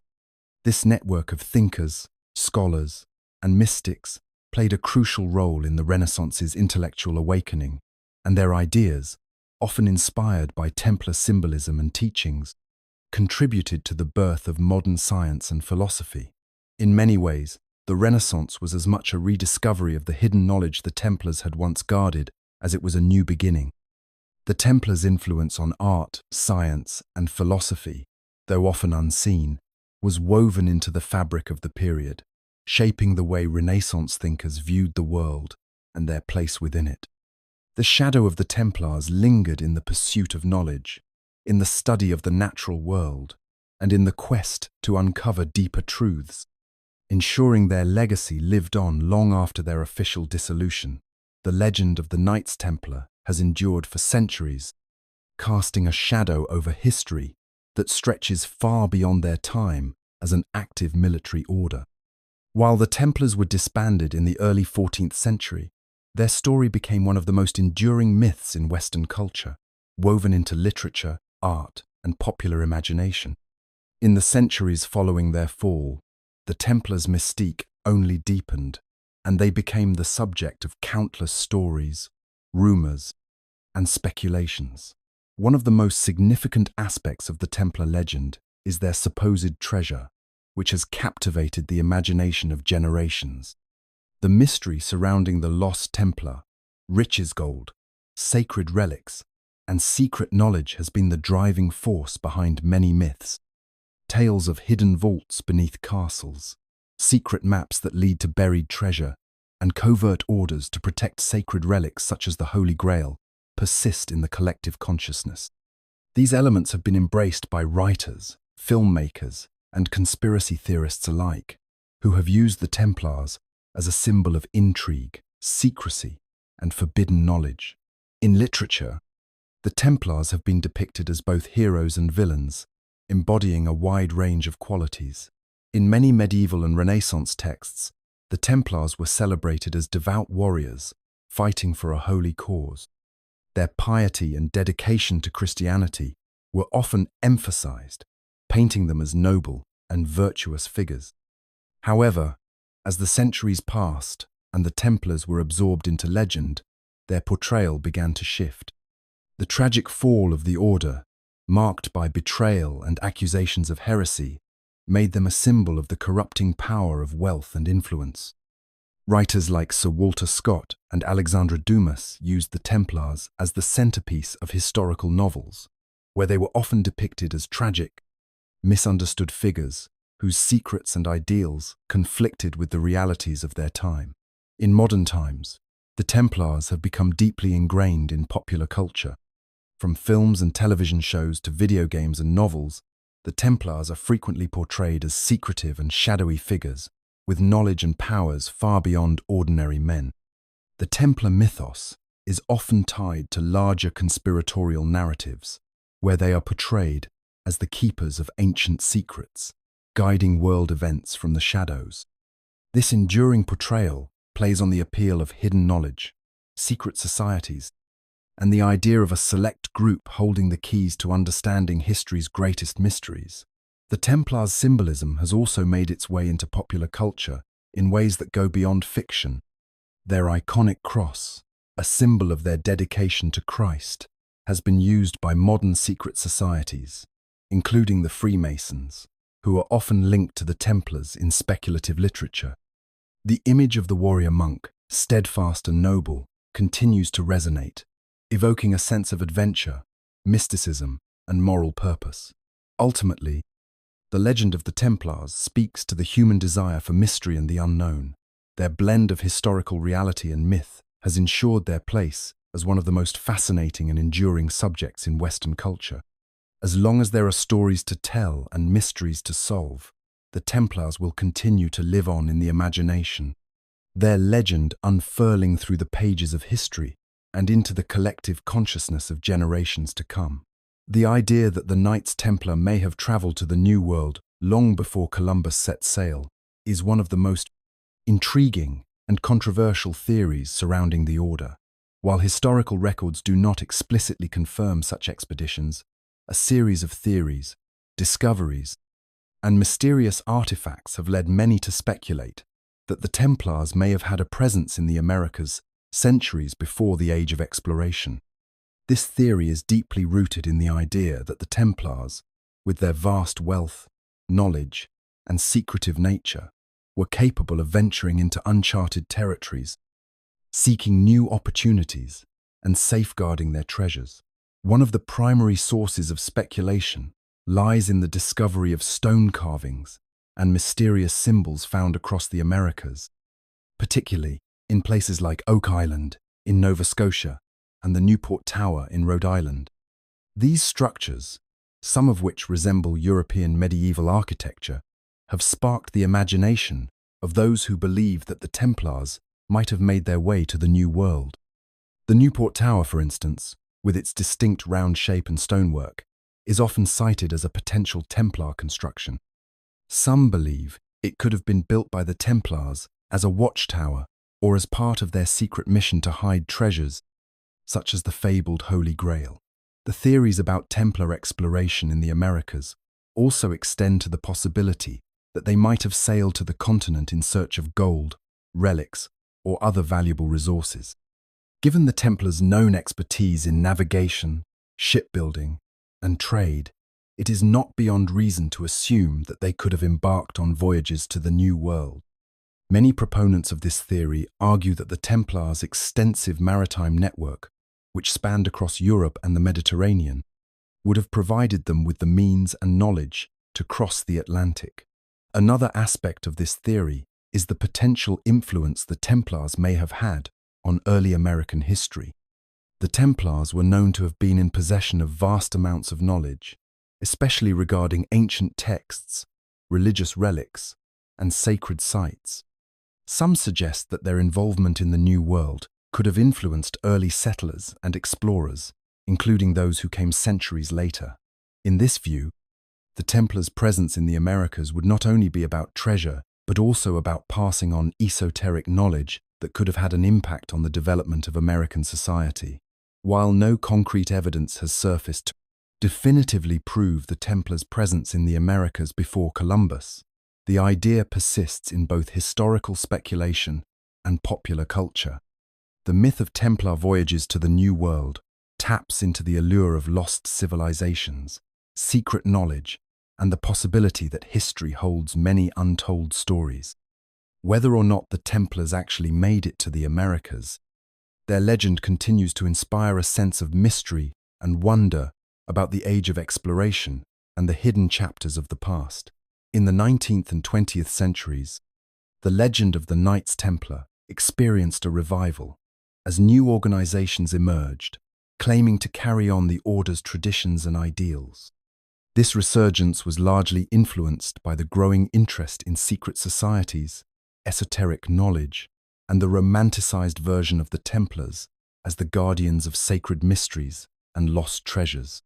These modern Templar organizations, while not directly descended from the medieval order, adopted the symbols, rituals, and values associated with the original knights. Their missions and purposes, however, often diverge significantly from the military and religious pursuits of the historical Templars. One of the earliest and most prominent revivals of the Templar legacy occurred with the creation of the Order of the Temple in the early 19th century. This organization was founded in France by members of the Freemasonic movement, who sought to resurrect the spiritual and chivalric ideals attributed to the Templars. These groups embraced the mythic aspects of the Templars' history, particularly their association with secret knowledge and mystical practices. They often drew inspiration from the Knights Templars' legendary role as protectors of the Holy Grail and the many conspiracy theories that suggested their guardianship of hidden relics and treasures. However, unlike the original order, these groups were primarily ceremonial, focusing more on brotherhood and charity than on warfare or political power. As the 20th century progressed, various Templar-inspired organizations began to spread across Europe and the Americas, further cementing the Templar legacy in modern times. Some of these organizations linked themselves to the ideals of chivalry and Christian values, while others adopted a more mystical and spiritual approach. They often merged with or aligned themselves with Freemasonry, with which the Templars had been historically associated. Freemasonry's rituals and symbols, many of which bear resemblance to those of the Templars, provided a foundation for many of these contemporary organizations.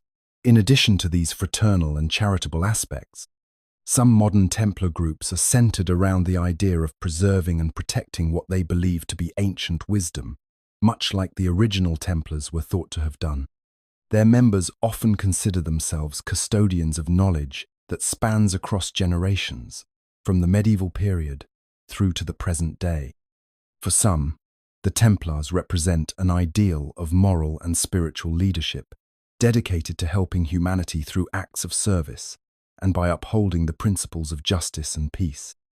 Others, however, view themselves as guardians of a more mysterious legacy, tasked with safeguarding secrets that have been passed down through the centuries.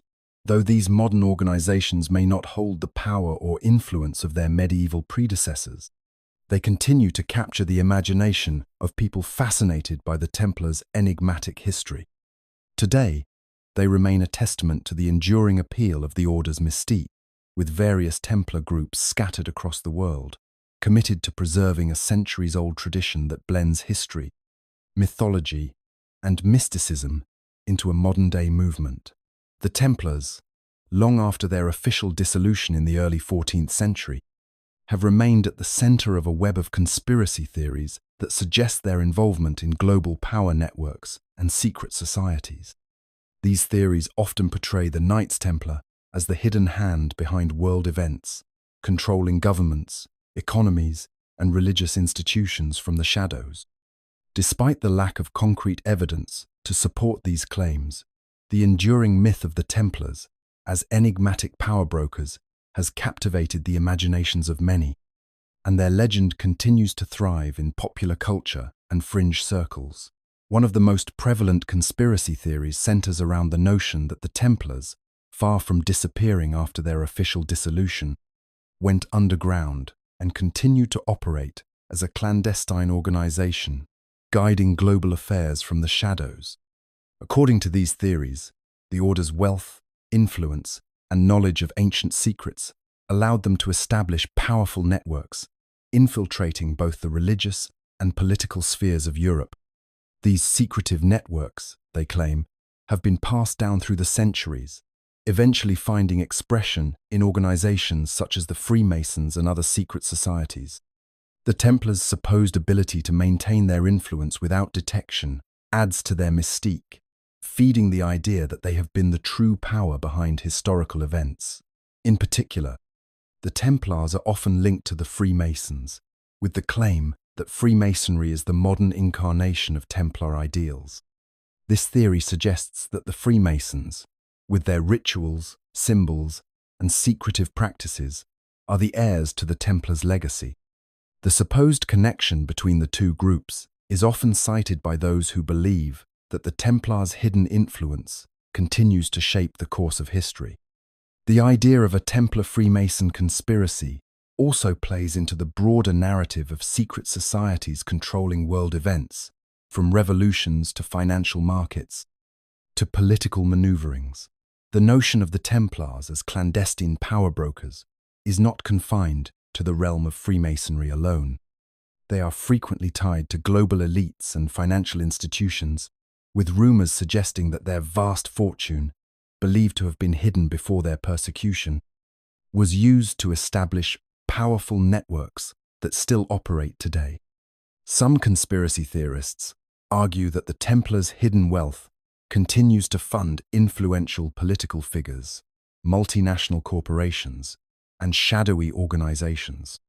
According to these theories, the Templars are not merely a relic of the past, but an active force in shaping modern geopolitics, their reach extending to everything from wars to economic recessions.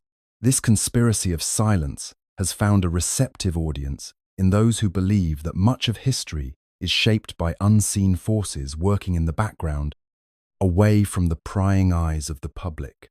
The Templars' role in these theories is often portrayed as one of quiet dominance, their true influence obscured by layers of secrecy and misdirection. While these ideas are largely speculative, they speak to a broader fascination with hidden power and the search for hidden truths, keeping the legend of the Templars alive in the modern imagination.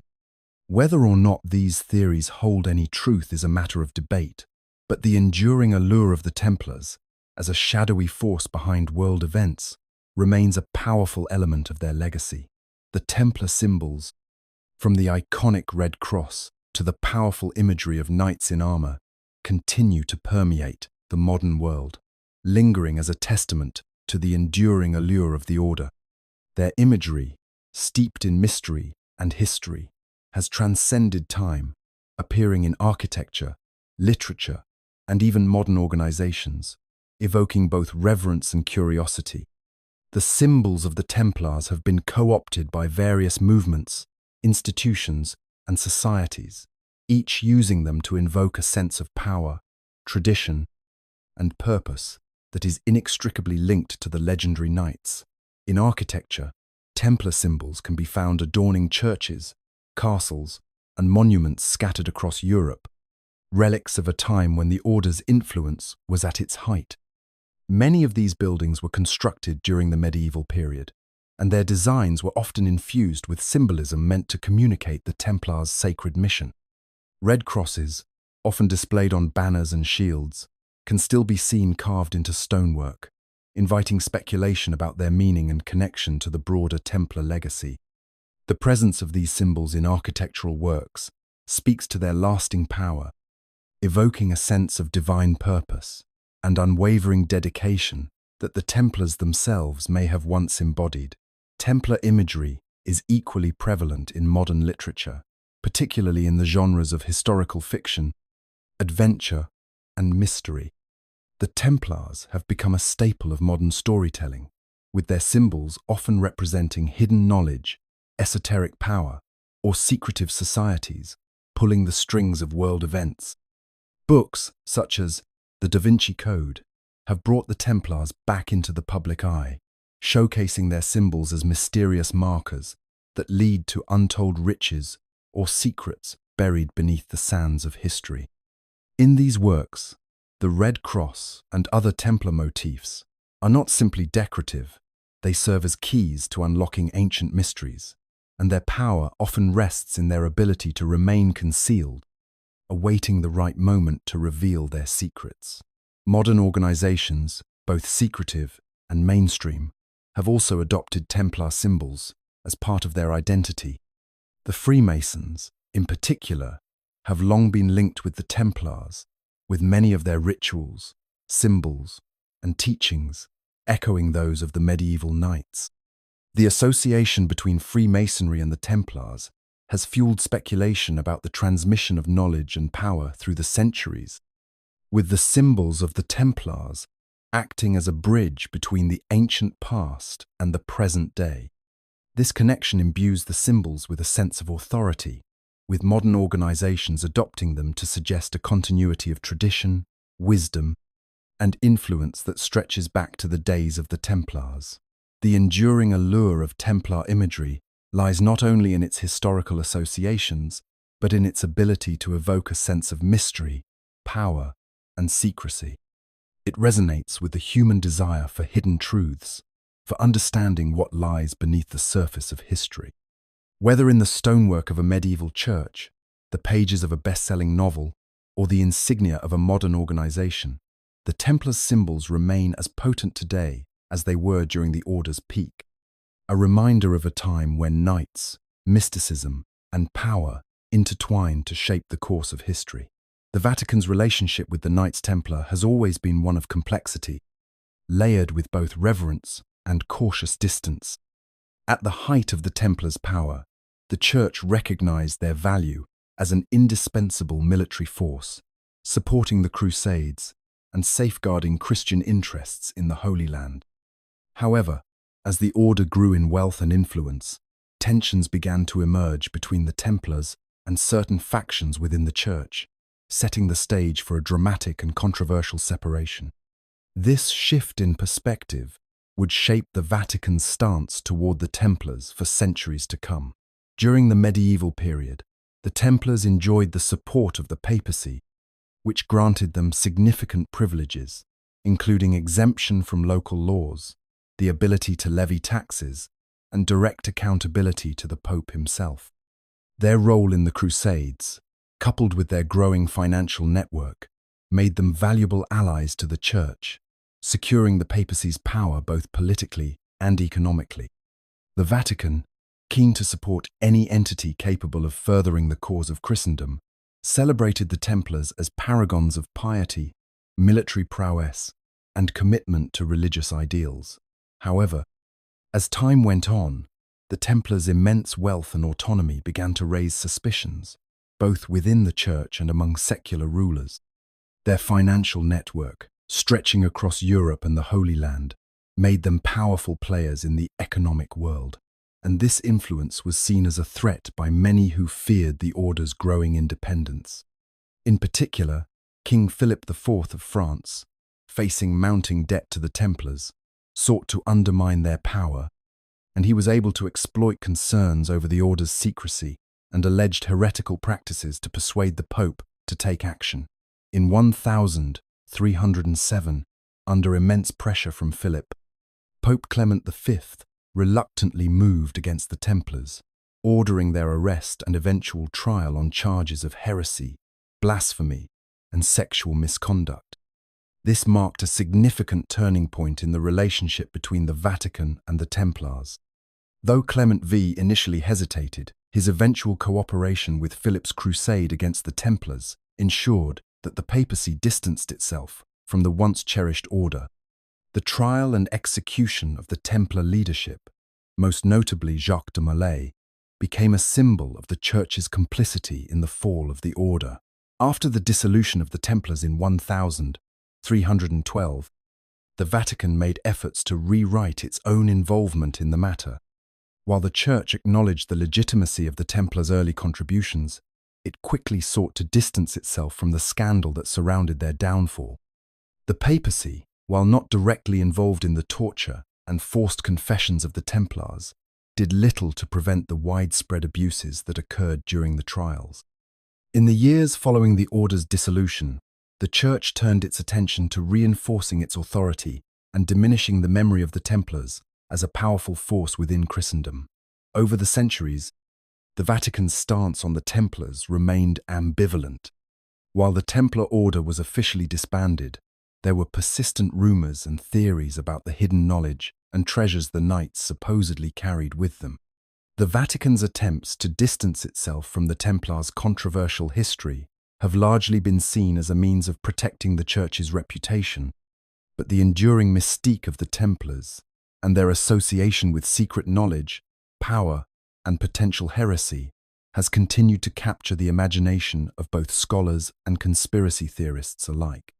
The Vatican's relationship with the Templars, steeped in both admiration and caution, remains a reflection of the complex interplay between faith, power, and politics.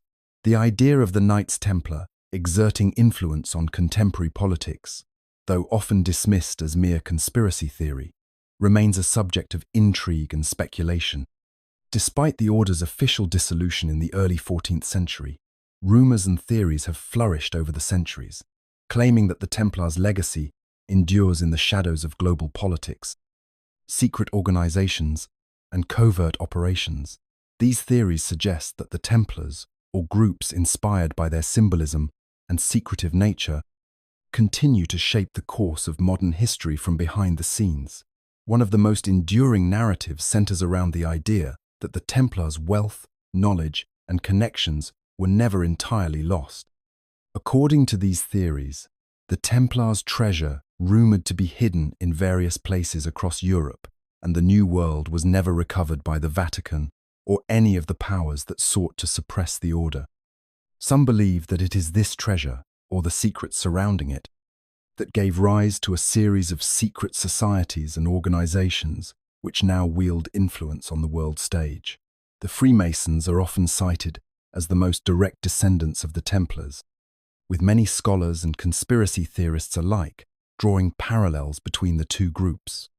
The Templars' mysterious rituals, hierarchical structure, and the symbolism associated with their order are thought to have been adopted by Freemasonry.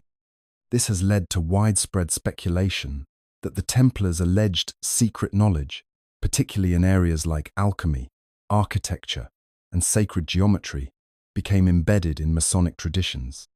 Many argue that Freemasons, among other secretive groups, have carried on the Templars' legacy by influencing political events, economic systems, and even wars. The allure of Templar influence on modern politics extends to more recent history. For example, some conspiracy theorists claim that powerful political families, including the Rothschilds and the Rockefellers, are connected to the Templars or the Freemasons. The idea that these families, who control vast fortunes and wield significant political power, are somehow linked to the secretive legacy of the Templars, persists in popular culture, despite the lack of direct evidence. The Templars' supposed role in shaping the rise of global finance, especially their alleged establishment of early international banking networks, is often invoked as part of this narrative. Furthermore, the Templars' supposed influence on modern-day geopolitical events has found its place in discussions about the New World Order term used to describe a hypothetical secret plot to establish a global authoritarian regime. The idea that shadowy elite groups, some with ties to the Templars, are orchestrating global events to bring about this new world order is central to many conspiracy theories.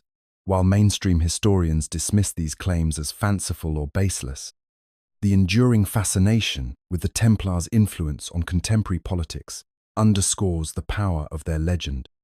The notion that a centuries-old organization continues to shape global events taps into a broader human desire to understand the hidden forces at work behind the scenes of history, whether real or imagined.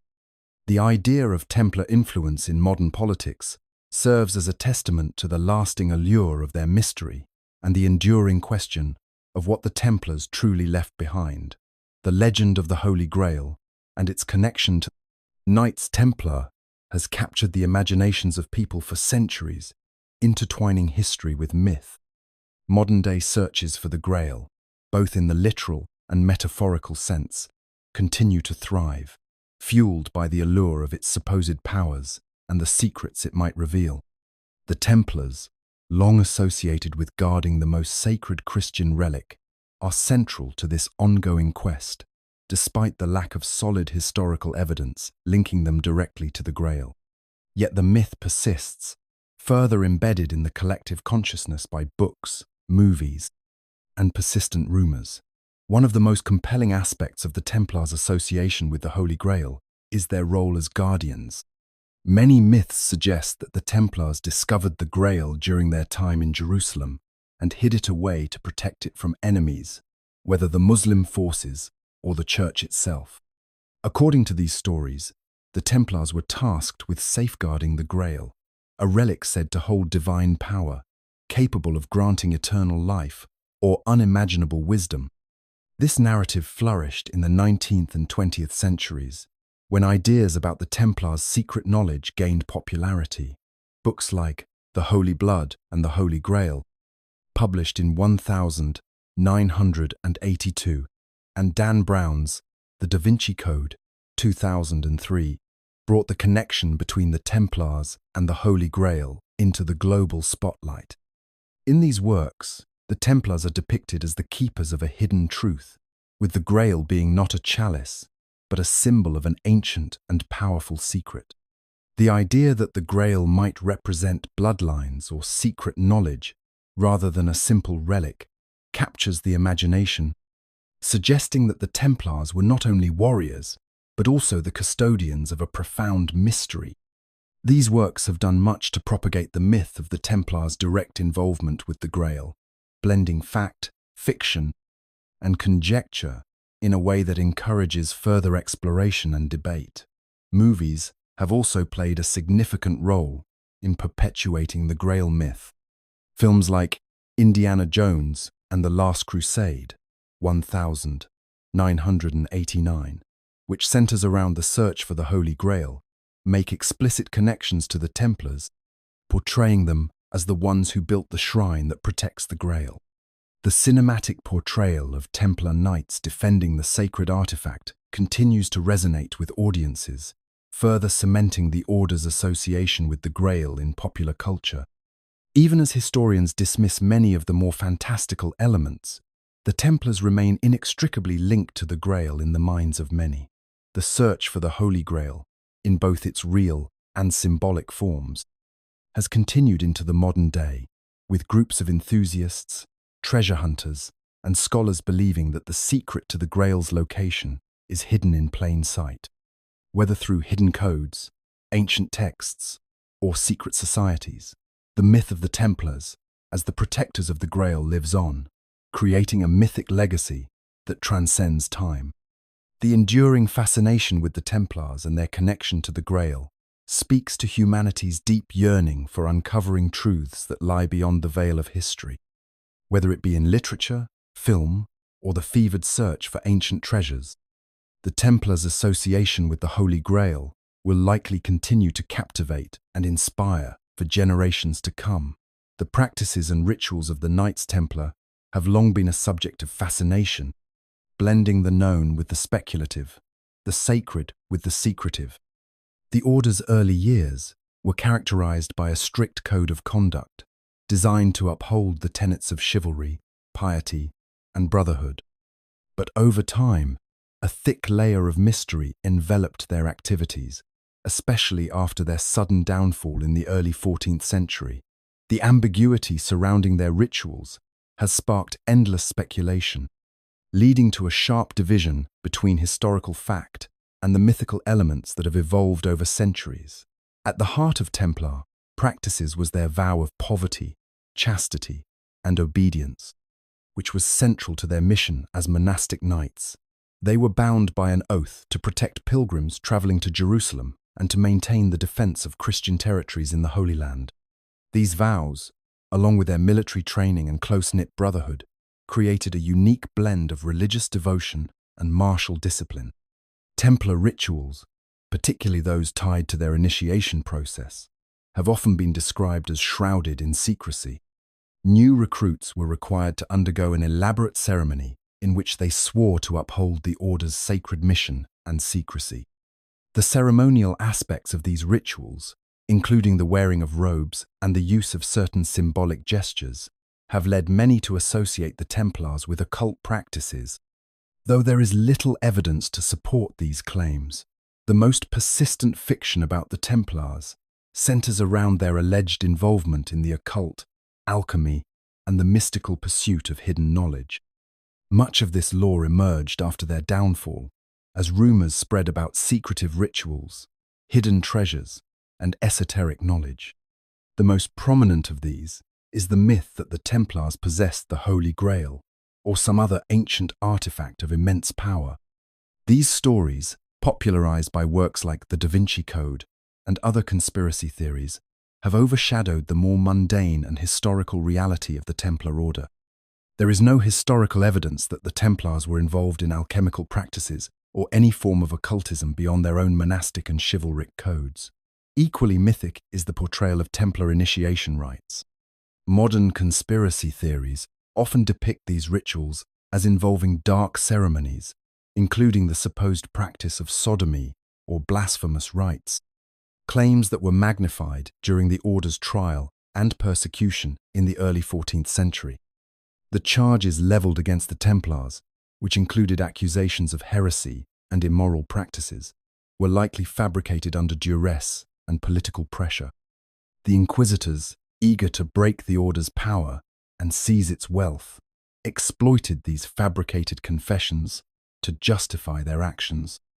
It's essential to separate the sensationalized versions of Templar rituals from the truth of their monastic discipline and martial purpose.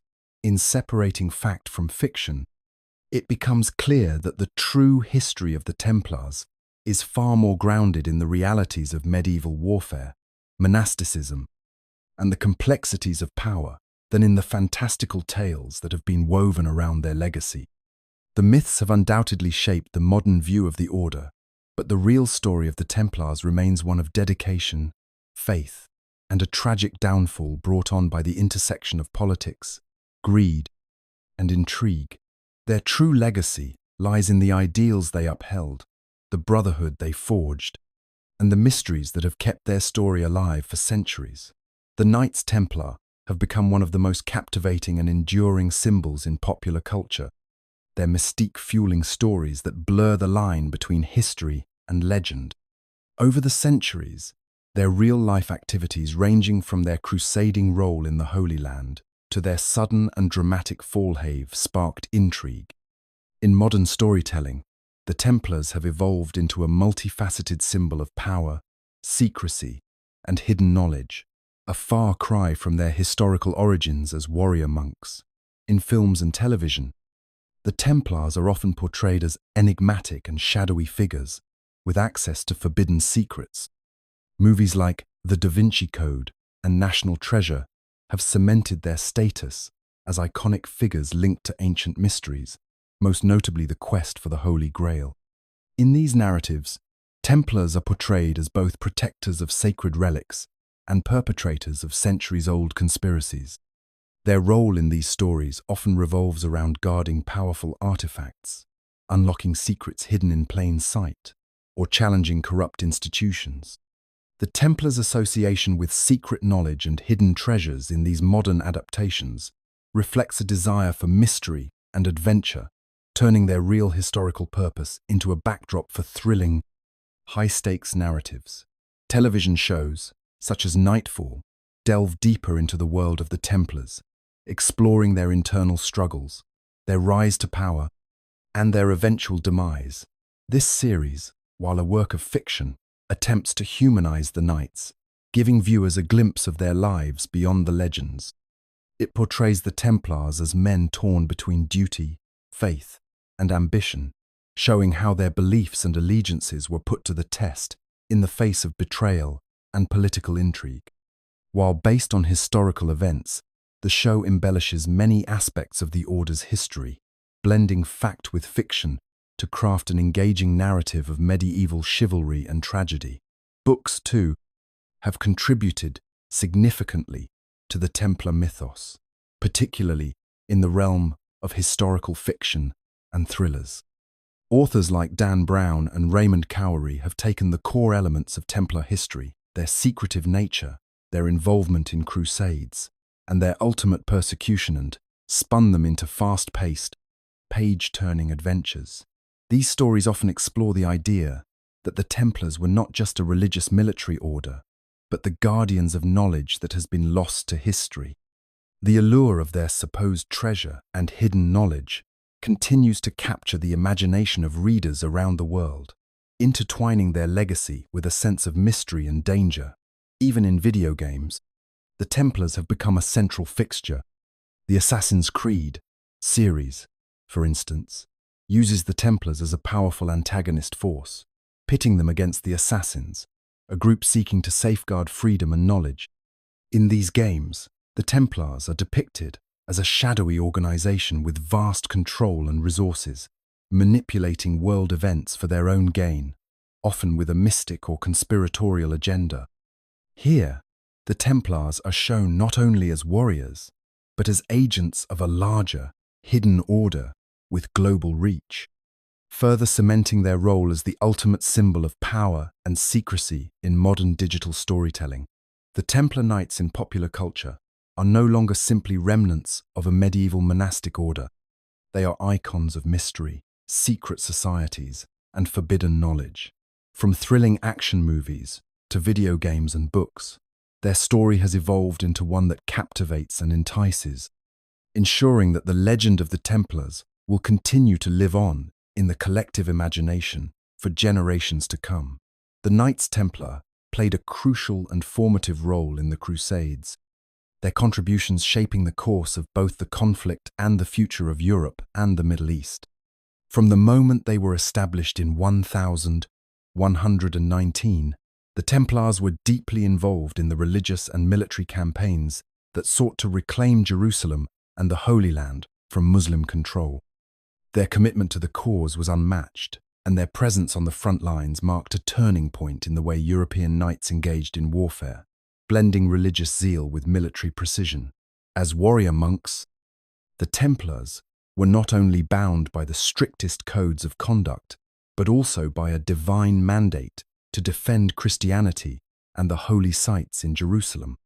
Their highly disciplined and organized approach to battle made them a formidable force, with their reputation for valor and steadfastness spreading across Europe. The Order's distinctive white mantles adorned with a red cross became a symbol of the Crusades, and their presence on the battlefield was seen as a divine blessing for the Christian cause. The Templars were integral to the First Crusade's success, particularly in the Siege of Jerusalem in 1099, where their role in securing key victories cemented their place in history. Their leadership and tactical prowess helped capture the city, solidifying the Crusaders' control over Jerusalem.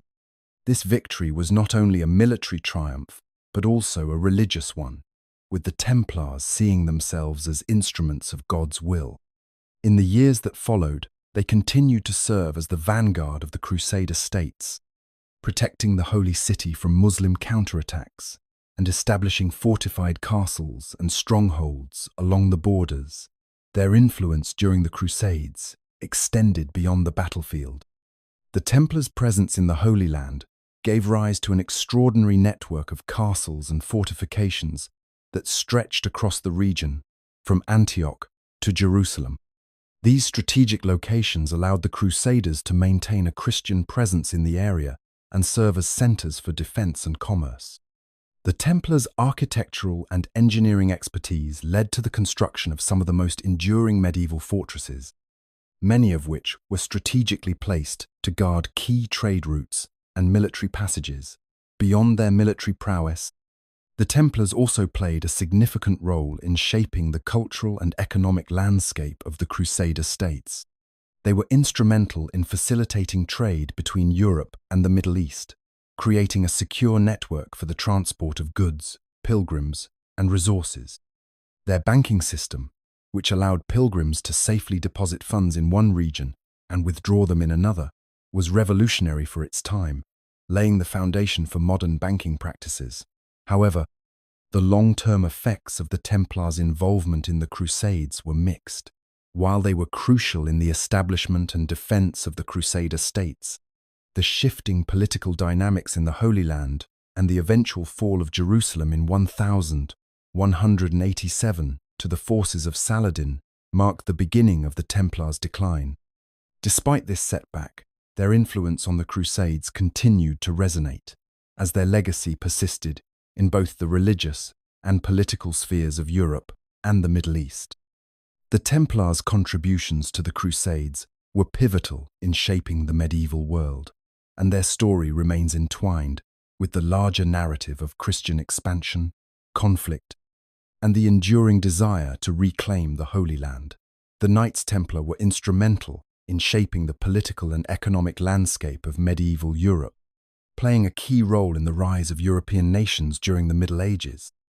Established during the early years of the Crusades, the Templars quickly became a powerful military and financial force, with far-reaching influence that extended beyond the Holy Land. As they grew in prominence, they became deeply embedded in the fabric of European society, contributing to the development of nascent nation-states and the consolidation of power among kings and nobility.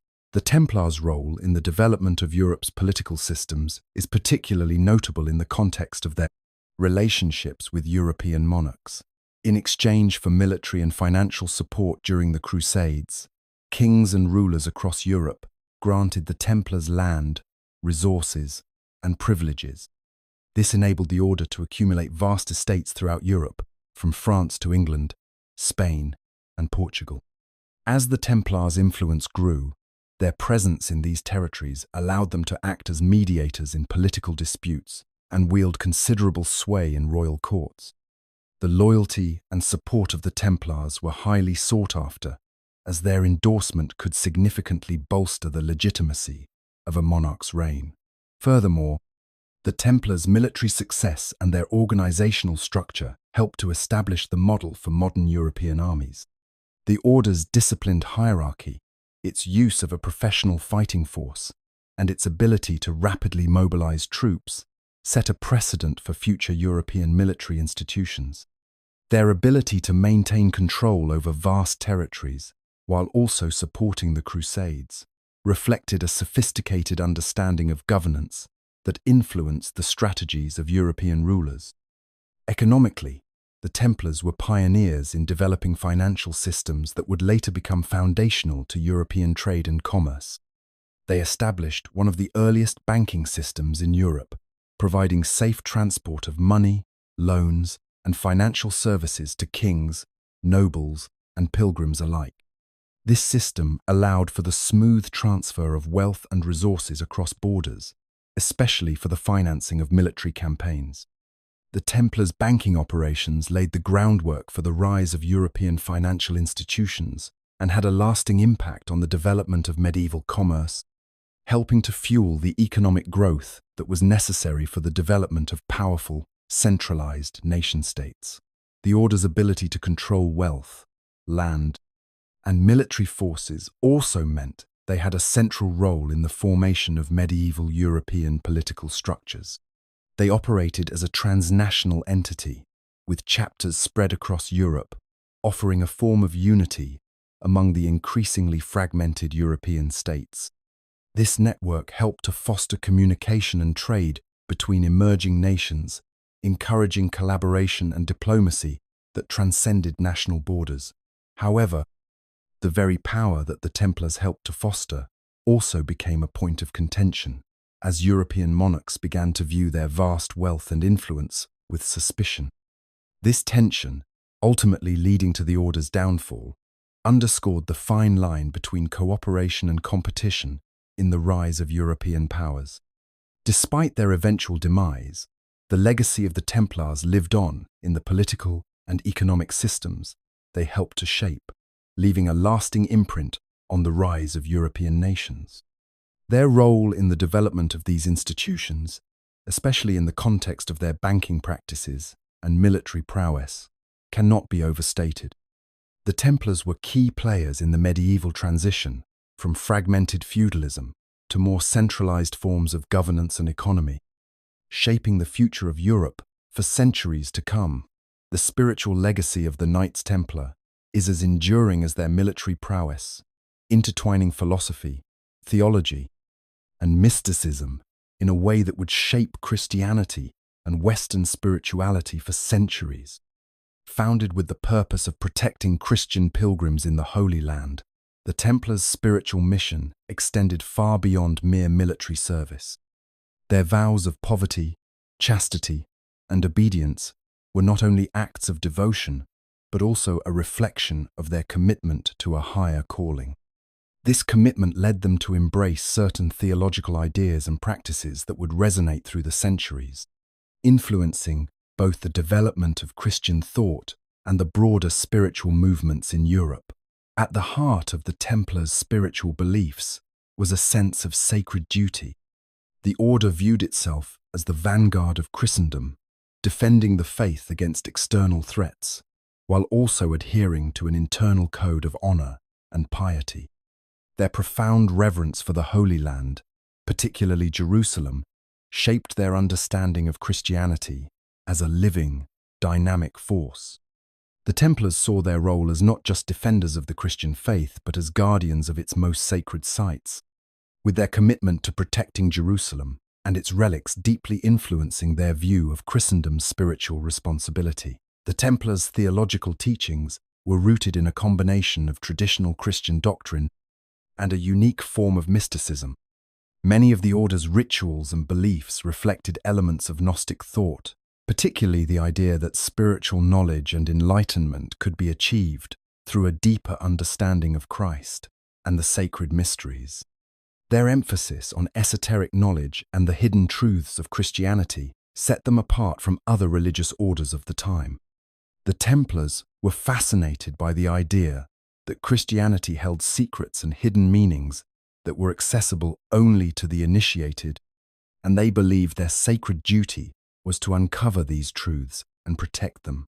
This focus on esoteric knowledge and spiritual enlightenment influenced both the Templar rituals and the broader intellectual currents of the time.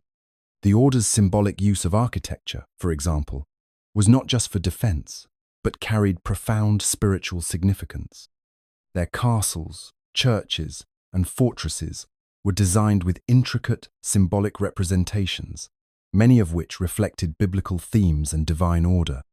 These architectural symbols served as a way to communicate the deeper, hidden truths of Christianity to those who were perceptive enough to understand them. Moreover, the Templars' influence extended beyond their own ranks, infiltrating Christian philosophy and thought.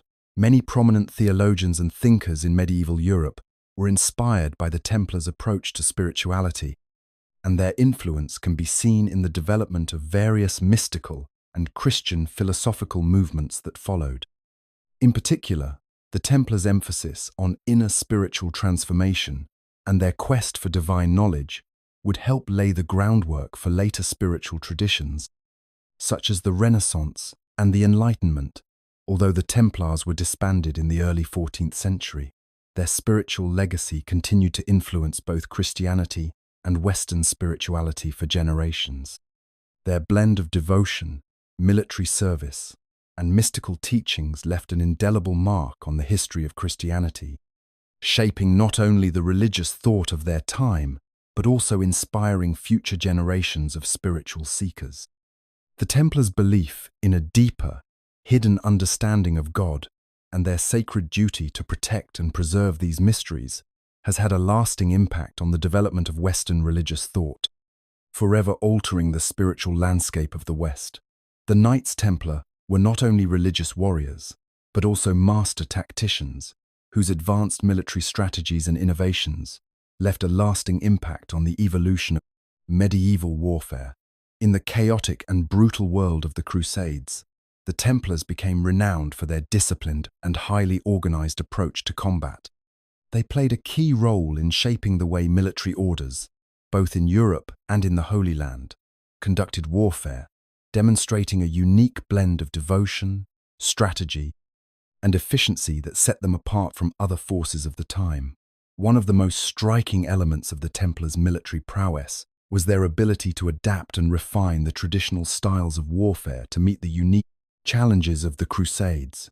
They were not just knights in shining armor, but highly trained soldiers, skilled in the complex strategies of siege warfare, cavalry charges, and defense tactics. Their focus on the strategic use of fortifications, particularly their well-constructed castles, allowed them to control key territories in the Holy Land. The Templars often chose locations that provided both military advantage and symbolic significance, constructing fortresses that were not only defensible, but also central to their broader military goals. Their role as an elite fighting force was further solidified by their highly effective use of cavalry. The Templars were pioneers in the use of heavy cavalry in battle, an approach that would come to define medieval warfare. Their knights, armored in heavy plate and mounted on powerful steeds, formed the backbone of the Templar military force.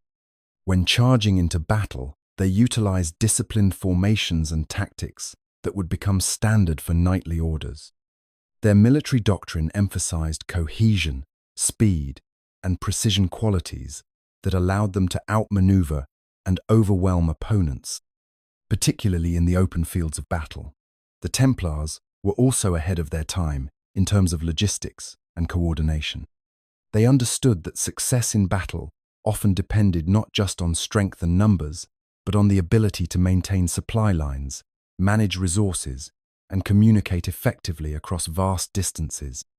The Order's network of castles and safe houses allowed them to move efficiently between various Crusader states, creating an intricate web of support and readiness that could be quickly mobilized in times of need.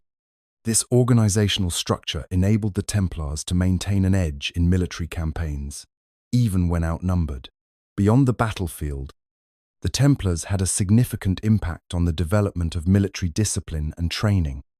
Their rigorous initiation rituals and strict codes of conduct helped forge an army of disciplined, professional soldiers whose sense of duty and loyalty was unparalleled. The Templars trained their knights not just in combat, but in the strategic thinking necessary to command troops and manage warfare on a grand scale. Their knights were expected to be not only warriors, but also leaders capable of commanding men in battle and making critical decisions under pressure. The military innovations of the Templars were not limited to the Holy Land. As they spread throughout Europe, they influenced the broader development of military strategy, particularly through their role in the defense of Christendom during the Reconquista in Spain and the defense of the Mediterranean. Their legacy in military tactics, particularly their disciplined cavalry and the strategic use of fortifications, would reverberate for centuries, shaping the way medieval warfare evolved in both the East and the West. The Knights Templar have held an enduring fascination over the centuries, captivating the imaginations of people from all walks of life. The Order's mysterious origins, their rise to power, and their dramatic fall have ensured that their story remains one of the most compelling in history. It is not just the events of the past that make the Templars intriguing, but the powerful blend of mystique, secrecy, and myth that has surrounded them since their inception.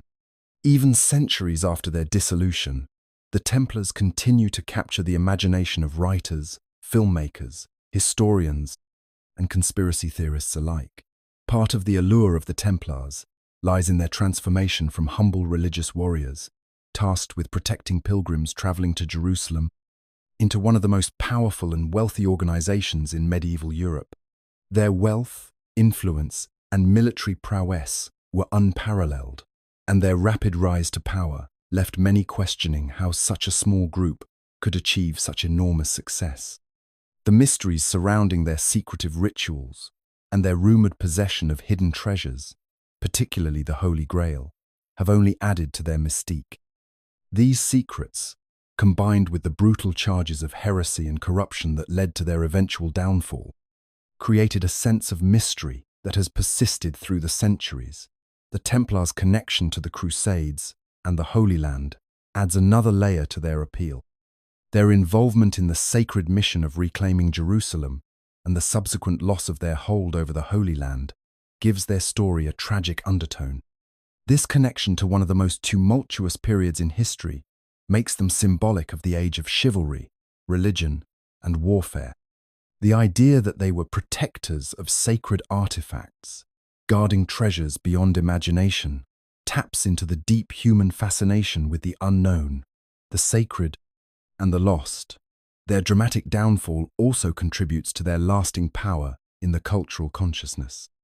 The betrayal by King Philip IV of France and the subsequent trial and execution of their Grand Master, Jacques de Molay, were events that marked a brutal end to their reign. The public nature of their trial, the confessions extracted under torture, and Molay's curse before his death have cemented the Templars as tragic figures. Their fall from grace, combined with the myths that grew around their secrets and treasure, has kept their story alive in popular culture. The Templars are, in many ways, the ultimate symbol of a bygone age, embodying the ideals of chivalry, secrecy, and religious fervor. Their influence on art, literature, and modern storytelling continues to evolve. Whether portrayed as noble warriors, secret guardians of ancient relics, or sinister agents of a hidden global order, the Templars' mystery remains as potent today as it was in the medieval period. Their legacy is not just in what they accomplished or the treasures they supposedly hid, but in the way their image has become intertwined with our collective imagination. The Templars, both as a historical force and as a legend, will forever captivate us. The ethics of the Knights Templar were shaped by a combination of religious convictions, military discipline, and chivalric ideals, creating a unique code of conduct that governed their actions both on and off the battlefield.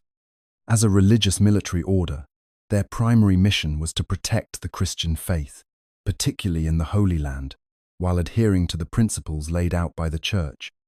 The Templars' ethics were defined by a commitment to duty, loyalty, and discipline, values that were essential to their operations and survival in a turbulent, often violent medieval world. The foundation of Templar ethics lay in their role as protectors of Christian pilgrims traveling to Jerusalem. The idea of sacrificial duty was central to their mission, and they understood their fight as a holy warone that was not only fought with weapons, but also imbued with spiritual purpose. Their vow of poverty, chastity, and obedience reflected their devotion to God and the Church, but it also required them to remain disciplined and focused on their cause, forsaking personal gain and indulgence for the greater good. For a Templar knight, personal desires or ambitions were secondary to the service of the order and the defense of Christianity. Loyalty was another cornerstone of Templar ethics. This loyalty was not just to the Church or to the Pope, but also to their fellow knights. The bond between Templars was akin to that of a brotherhood, and the code required knights to support one another, regardless of personal differences.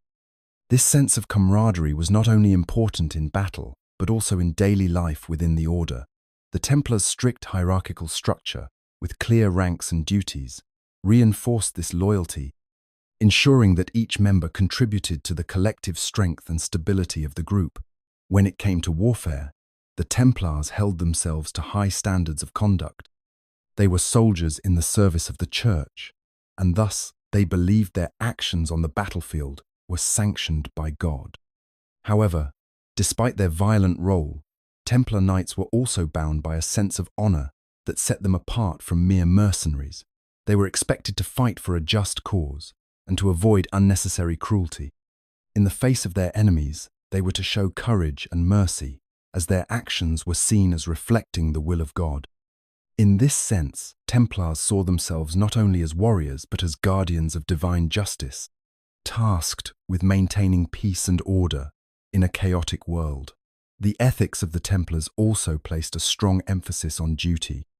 Every knight knew that his role, whether in battle or as a member of the Order's vast administrative network, was essential to the fulfillment of the Templars' mission. This unwavering sense of duty to their faith, their comrades, and their mission was integral to their success and the Order's longevity. Yet, despite their high ethical standards, the Templars were not immune to the political and moral complexities of their time, and their later fall from grace serves as a reminder that even the noblest ideals can be corrupted by power and ambition. In the end, the ethics of the Templars were rooted in their unwavering commitment to faith, loyalty, and duty. Their code of conduct provided them with a sense of purpose and direction, enabling them to face the challenges of their time with discipline and honor. The legacy of the Knights Templar, despite the Order's official dissolution in the early 14th century, remains deeply woven into the fabric of modern institutions. Their influence stretches across various sectors, from military organizations to financial systems and even charitable efforts. The enduring appeal of their mystery, power, and organizational structure has inspired a multitude of groups that carry on their ideological inheritance in subtle but significant ways.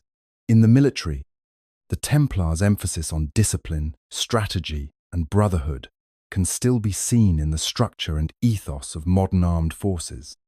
Their role as elite warriors who adhered to a strict code of conduct, even in the face of overwhelming odds, mirrors the ideals of modern military institutions that value courage, loyalty, and honor. The Templars' focus on teamwork and unity, underpinned by a clear hierarchical structure, finds echoes in contemporary military units, where the bond between soldiers and their shared mission remains central. The Order's commitment to a cause larger than oneself resonates with the modern military's emphasis on service and sacrifice for the greater good. Similarly, the Templars' pioneering role in the development of banking and finance has left an indelible mark on modern financial institutions. Their innovative approach to managing wealth and facilitating trade across vast distances led to the creation of a precursor to the modern banking system. The Templars established a network of safe houses and financial records that enabled the movement of money and valuables across Europe and the Holy Land. This system of secure transactions was revolutionary for its time and laid the groundwork for the development of modern banking institutions. Today, the legacy of Templar financial management can be seen in the complex systems of international finance, where the principles of trust, confidentiality, and long-distance transactions are paramount. In the realm of charity, the Templars' mission to protect the weak, defend the Holy Land, and care for the sick has been echoed in many charitable organizations that exist today. The Knights Hospitaller, an offshoot of the Templars, continue their mission in the form of the Sovereign Military Order of Malta, a recognized humanitarian organization that provides medical assistance and disaster relief worldwide. The Templars' deep commitment to charity and service is reflected in the missions of numerous NGOs and charitable organizations that carry forward the ethos of helping those in need, regardless of race, religion, or nationality. Furthermore, the Templars' secretive nature and their ties to powerful individuals have sparked the imaginations of conspiracy theorists and have led to the establishment of organizations that claim to carry on their traditions in a more symbolic or esoteric sense. Many fraternal organizations, including the Freemasons, borrow from Templar symbology, using it as a source of inspiration for their rituals and principles. The Templars' ideals of brotherhood, loyalty, and protection of knowledge continue to inform and shape the culture of such groups, many of which wield significant influence in modern societies. The Templars' shadow, though dimmed by centuries, still looms large over the world today.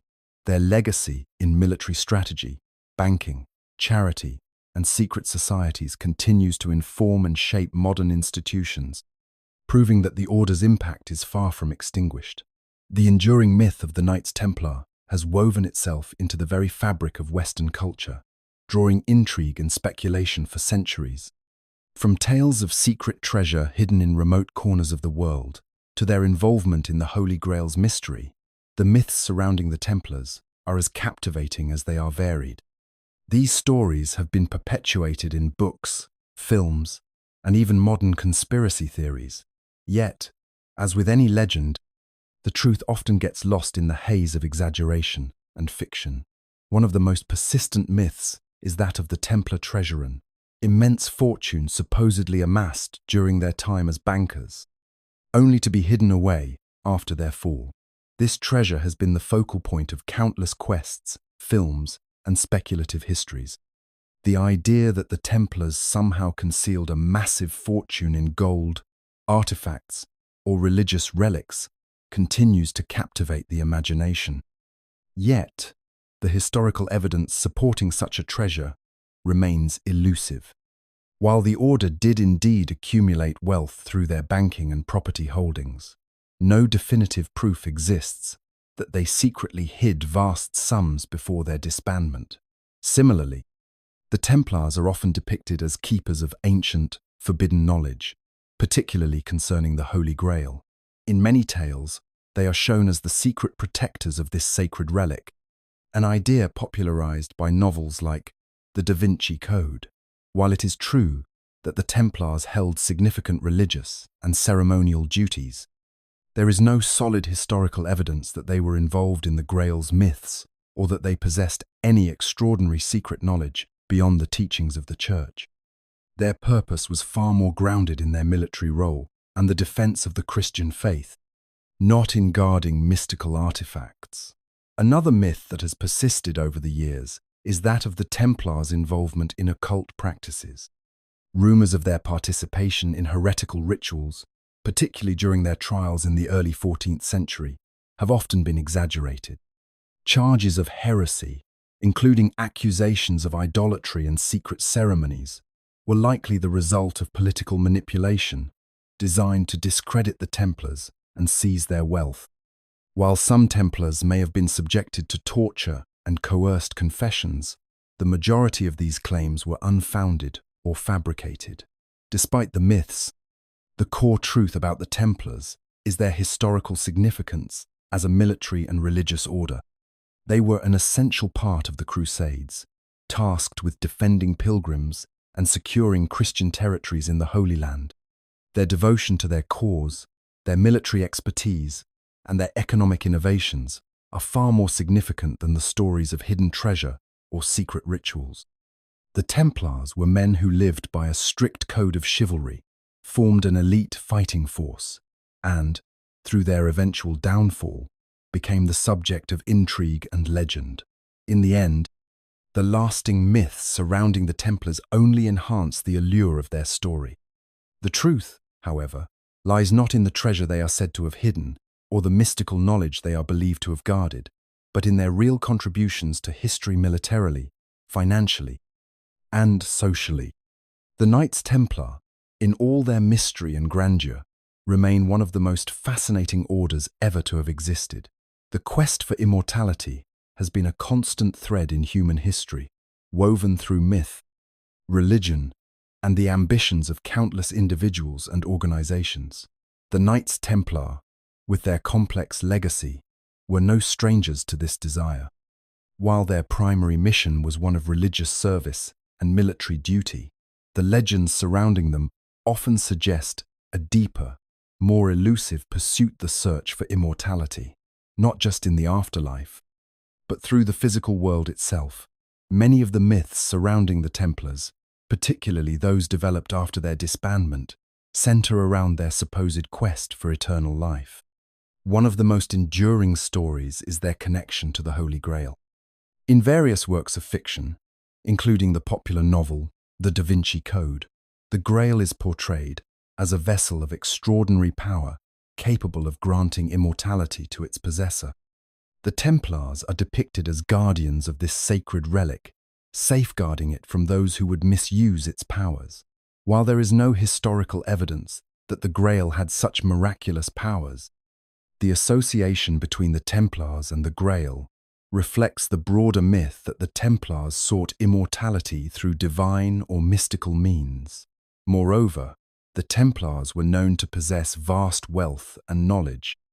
Their economic power, acquired through banking and property holdings, allowed them to build an extensive network across Europe and the Holy Land. This wealth, paired with their influence within the Church, led to rumors that the Templars might have used their resources to discover or create a means of achieving physical immortality. These myths often tie into the broader alchemical traditions of the time, suggesting that the Templars may have been privy to hidden knowledge perhaps about the Philosopher's Stone or other legendary methods of prolonging life. While there is no direct evidence to support such claims, the idea that the Templars were connected to alchemy and the pursuit of immortality has persisted through the ages. Another aspect of this search for immortality is the Templars' obsession with legacy. In many ways, their desire for immortality was expressed in the creation of their monumental castles and fortresses across Europe and the Holy Land. These architectural feats, built to withstand sieges and time, symbolized a desire to leave behind something eternal, a lasting mark upon the world. The Templars were not merely interested in defending their faith or their wealth. They sought to create structures that would endure long after their reign had ended. Their castles, still standing in parts of Europe today, serve as silent reminders of this ambition. Even after the fall of the Templar Order in the early 14th century, their legacy lived on. The myths of their involvement in secret societies, hidden treasures, and mystical practices continued to grow. These legends, combined with the enduring appeal of their historical exploits, have granted the Templars a form of immortality rooted in the stories and speculation that have kept their memory alive for centuries. In this way, the Templars may have achieved a different kind of immortality, not one of physical preservation, but one of cultural and historical persistence. Forever etched into the annals of myth and legend, the history of the Knights Templar is marked by a series of dramatic rises and falls, a cycle that reflects both the fragility of power and the enduring strength of myth. From their rapid ascension in the 12th century as a religious and military order, to their brutal downfall at the hands of political enemies in the 14th century, the Templars have always existed at the intersection of greatness and tragedy. Yet, even in the wake of their official dissolution, their legacy has never truly faded, and their rebirth has been a persistent thread woven through history. From secret societies to modern organizations, the original fall of the Templars in 1312, driven by the betrayal of King Philip IV of France and the subsequent trials by Inquisition, seemed to mark the end of an era. Jacques de Molay, the last Grand Master, was executed, and the Order's assets were seized. To many, it appeared that the Templars had vanished into the pages of history, their power broken, their influence extinguished. Yet, like all great legacies, the Templars refused to be forgotten. Over the centuries, the Templar myth evolved. As the political climate changed, so did the way in which the Templars were viewed. In the wake of their destruction, they were often romanticized, reimagined in literature and folklore as guardians of secret knowledge or treasure. The Templar story, rife with mystery and intrigue, became fertile ground for new legends. These legends laid the foundation for the resurgence of the Templars in various forms, from the creation of new orders claiming a connection to the original knights, to their symbolic presence in organizations such as the Freemasons. The modern rebirth of the Templars can be traced to the 19th and 20th centuries, when new interest in their history and ideals flourished. The Romantic movement, with its fascination for the Middle Ages, revived interest in chivalric orders, and the Templars, with their storied past, became a symbol of lost glory and noble ideals. Various Templar-like organizations arose during this period, some with a focus on charity and service, others with esoteric, mystical beliefs. These modern groups, while not directly connected to the original Templars, drew upon their symbol of brotherhood and secrecy, using the Templar name to evoke a sense of grandeur and mystery. In the 21st century, the Templars continue to captivate popular imagination, often portrayed in books, films, and conspiracy theories. The enduring appeal of their rise and fall, of their meteoric success and dramatic collapse kept them in the public eye, ensuring that their legacy is ever present. Modern-day Templar-inspired groups, both official and unofficial, continue to claim a connection to the ancient order, further cementing the idea of a Templar rebirth. The cyclical nature of their history speaks to the power of myth and the resilience of ideas. Even in the face of persecution, their ideals of duty, loyalty, and service have persisted. The Templars have never truly disappeared. They have merely evolved, adapted to the changing tides of history, and in doing so, secured their place in the ever-turning wheel of legend. The fall of the Templars, it seems, is never final. It is simply another chapter in a story that is far from over. The real legacy of the Knights Templar is far more profound than the myths and legends that have grown up around them. While the order is often remembered for its secretive nature, its treasures, and the conspiracy theories that continue to surround them, their actual contributions to world history are just as significant, if not more so. The Templars' impact on medieval society, the military, and even the development of modern institutions continues to resonate today, offering valuable lessons about loyalty, governance, and the pursuit of ideals.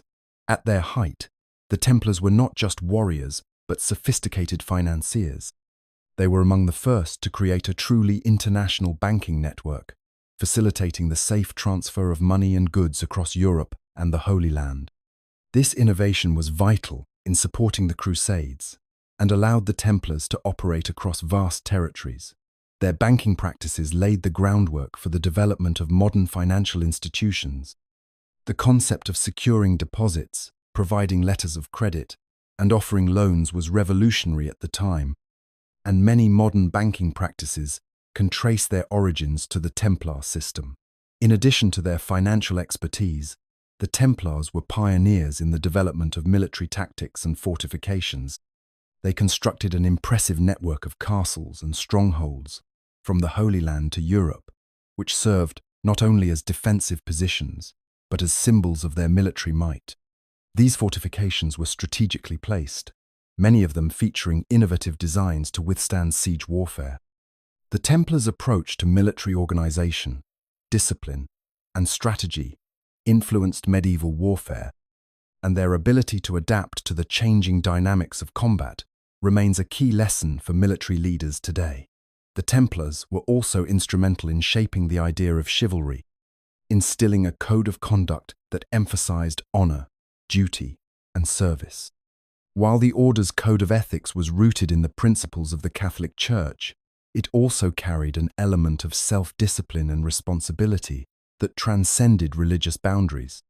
The Templars were expected to uphold not only the tenets of their faith, but also the values of courage, loyalty, and humility. These ideals continue to influence modern organizations, from military institutions to charitable foundations that value leadership, sacrifice, and integrity. Perhaps one of the most enduring lessons from the Templars' history is the importance of unity and purpose. Despite facing enormous challenges, including political betrayal and their eventual dissolution, the Templars remained true to their core mission: to protect the pilgrims in the Holy Land and to uphold the ideals of their faith. Their story reminds us that the pursuit of a higher purpose can drive individuals and organizations to achieve great things, even in the face of adversity. While their story is marked by intrigue and tragedy, the real legacy of the Knights Templar is found in their contributions to financial systems, military strategy, and moral conduct. Their influence on the development of modern institutions, as well as the values they upheld, serves as a lasting reminder of the power of ideals to shape history. The Templars may have fallen, but their impact continues to reverberate through the centuries. The success of the Knights Templar remains one of history's great mysteries, a puzzle that has intrigued scholars and adventurers for centuries. What was it about the order that enabled them to rise so rapidly and dominate the medieval world in such a short period? How did they manage to gain not just military victories but also vast wealth and influence? The answers to these questions, while elusive, lie in a combination of factors that go far beyond mere luck or chance. The Templars' early success was rooted in their unique structure and purpose.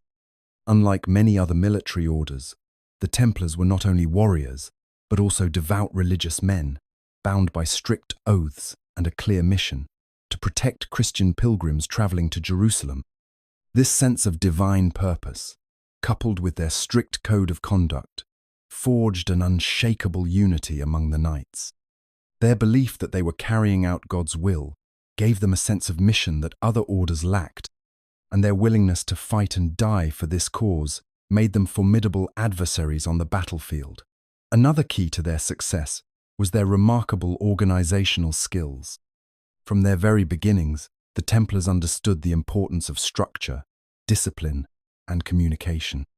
Their network of castles, strongholds, and safe houses across Europe and the Holy Land created a far-reaching infrastructure that enabled them to operate efficiently on a global scale. Each Templar commandery was self-sufficient, but all were interconnected through a centralized authority, which allowed for rapid communication and coordination. This organizational prowess was unparalleled in the medieval world and was one of the reasons the order flourished. The Templars also understood the power of secrecy and mystique. Their rituals, which were kept hidden from outsiders, added an air of mystery to their operations. This secrecy allowed them to operate with autonomy and maintain their power, while also creating an aura of fear and respect. The rituals, oaths, and symbols that were part of their inner circle helped to solidify the bond between the knights, creating a cohesive unit with an unwavering sense of loyalty and purpose. Perhaps one of the most crucial factors in the Templars' success was their ability to adapt and innovate. Whether it was in banking, where they pioneered a system of letters of credit that revolutionized financial transactions, or in their military tactics, where they developed new strategies for siege warfare and cavalry maneuvers, the Templars were always looking for ways to improve and stay ahead of their rivals. Their wealth was not just a result of their military exploits. It was also a product of their ability to adapt to the changing political and economic landscape of medieval Europe.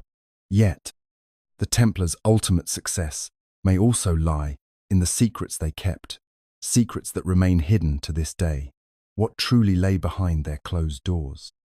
What knowledge or treasures did they protect, and how much did it contribute to their power?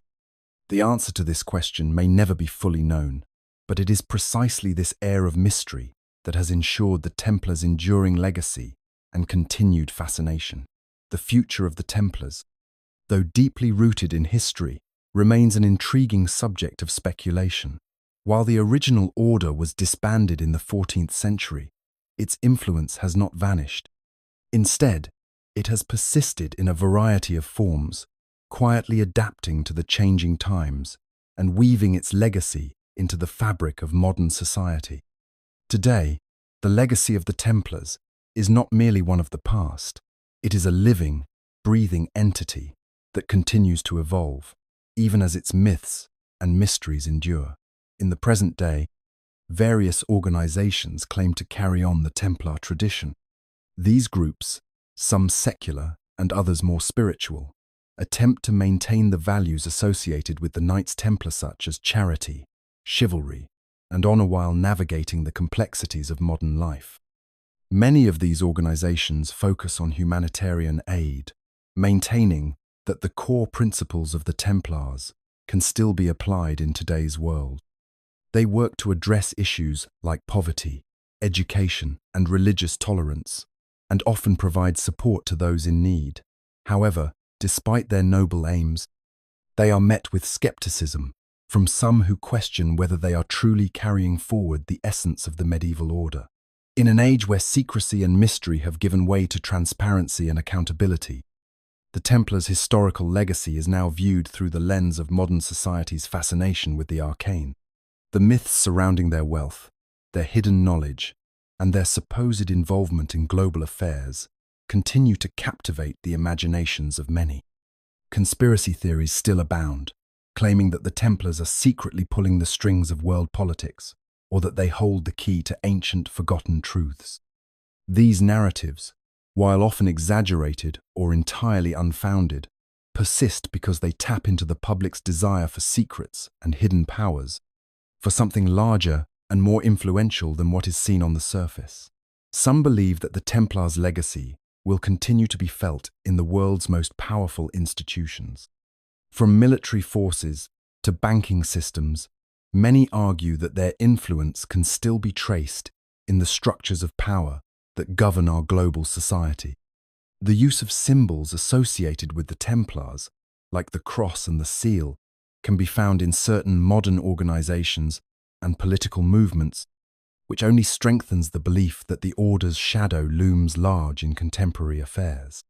Whether these connections are real or simply the result of historical symbolism is a matter of debate, but it adds to the allure of the Templars' enduring mystery.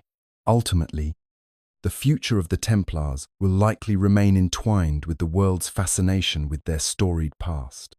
As long as their ideals of honor, loyalty, and courage resonate with those seeking purpose in a complex world, the Templar legacy will persist.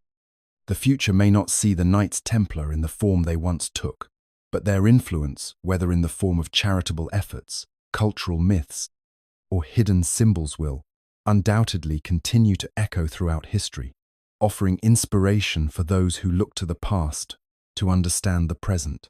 The Knights Templar, once a formidable military and religious force in the medieval world, have left an indelible mark on history. Though the order was officially disbanded centuries ago, its legacy continues to shape the cultural, spiritual, and political landscape in ways that are often subtle yet undeniable. The story of the Templars is one of ambition, mystery, and enduring mystique, woven into the very fabric of Western history. Despite their fall from power, the Templars' influence endures, manifesting in a variety of ways from secret societies to modern-day philanthropic organizations, and continues to captivate the human imagination. At the heart of their lasting impact is the symbolism of the Templars themselves. The image of the knights brave, chivalrous, and committed to their sacred mission continues to resonate across time. Their emblematic cross, the ideals of knightly virtue, and their supposed association with hidden knowledge and wealth have given birth to countless myths and legends, keeping the Order's story alive in popular culture. Films, books, and conspiracy theories perpetuate the idea that the Templars' legacy is much larger than mere history, with whispers of lost treasures, forbidden secrets, and powerful alliances shaping the modern imagination. In the religious sphere, the Templars' association with sacred relics, like the Holy Grail, and their rumored esoteric knowledge continue to ignite the curiosity of those seeking deeper truths. While their role in the Crusades remains central to their historical identity, it is the speculative elements surrounding their possible secrets that fuel enduring interest. Were the Templars custodians of profound mystical knowledge? Did they truly hold the key to ancient, hidden truths about Christianity and the world? These questions remain unanswered, only adding to the allure and complexity of their legacy. Politically, the Templars' rise and fall in the medieval period underscore the dangerous intersection of power, religion, and greed. Their wealth and influence threatened kings, popes, and nobility alike, leading to their eventual destruction. Yet, the very nature of their downfall, betrayed by those they once served, ensures that the Templars remain a symbol of both noble ambition and tragic betrayal. Even in their demise, their story continues to offer lessons on the fragility of power and the enduring pursuit of justice. Ultimately, the Knights Templar represent more than just a chapter in history. They are a symbol of both the idealistic and darker sides of human nature, encapsulating the complex relationships between faith, power, and secrecy. Their legacy, far from fading into obscurity, continues to live on in modern culture and history, inspiring curiosity, debate, and admiration.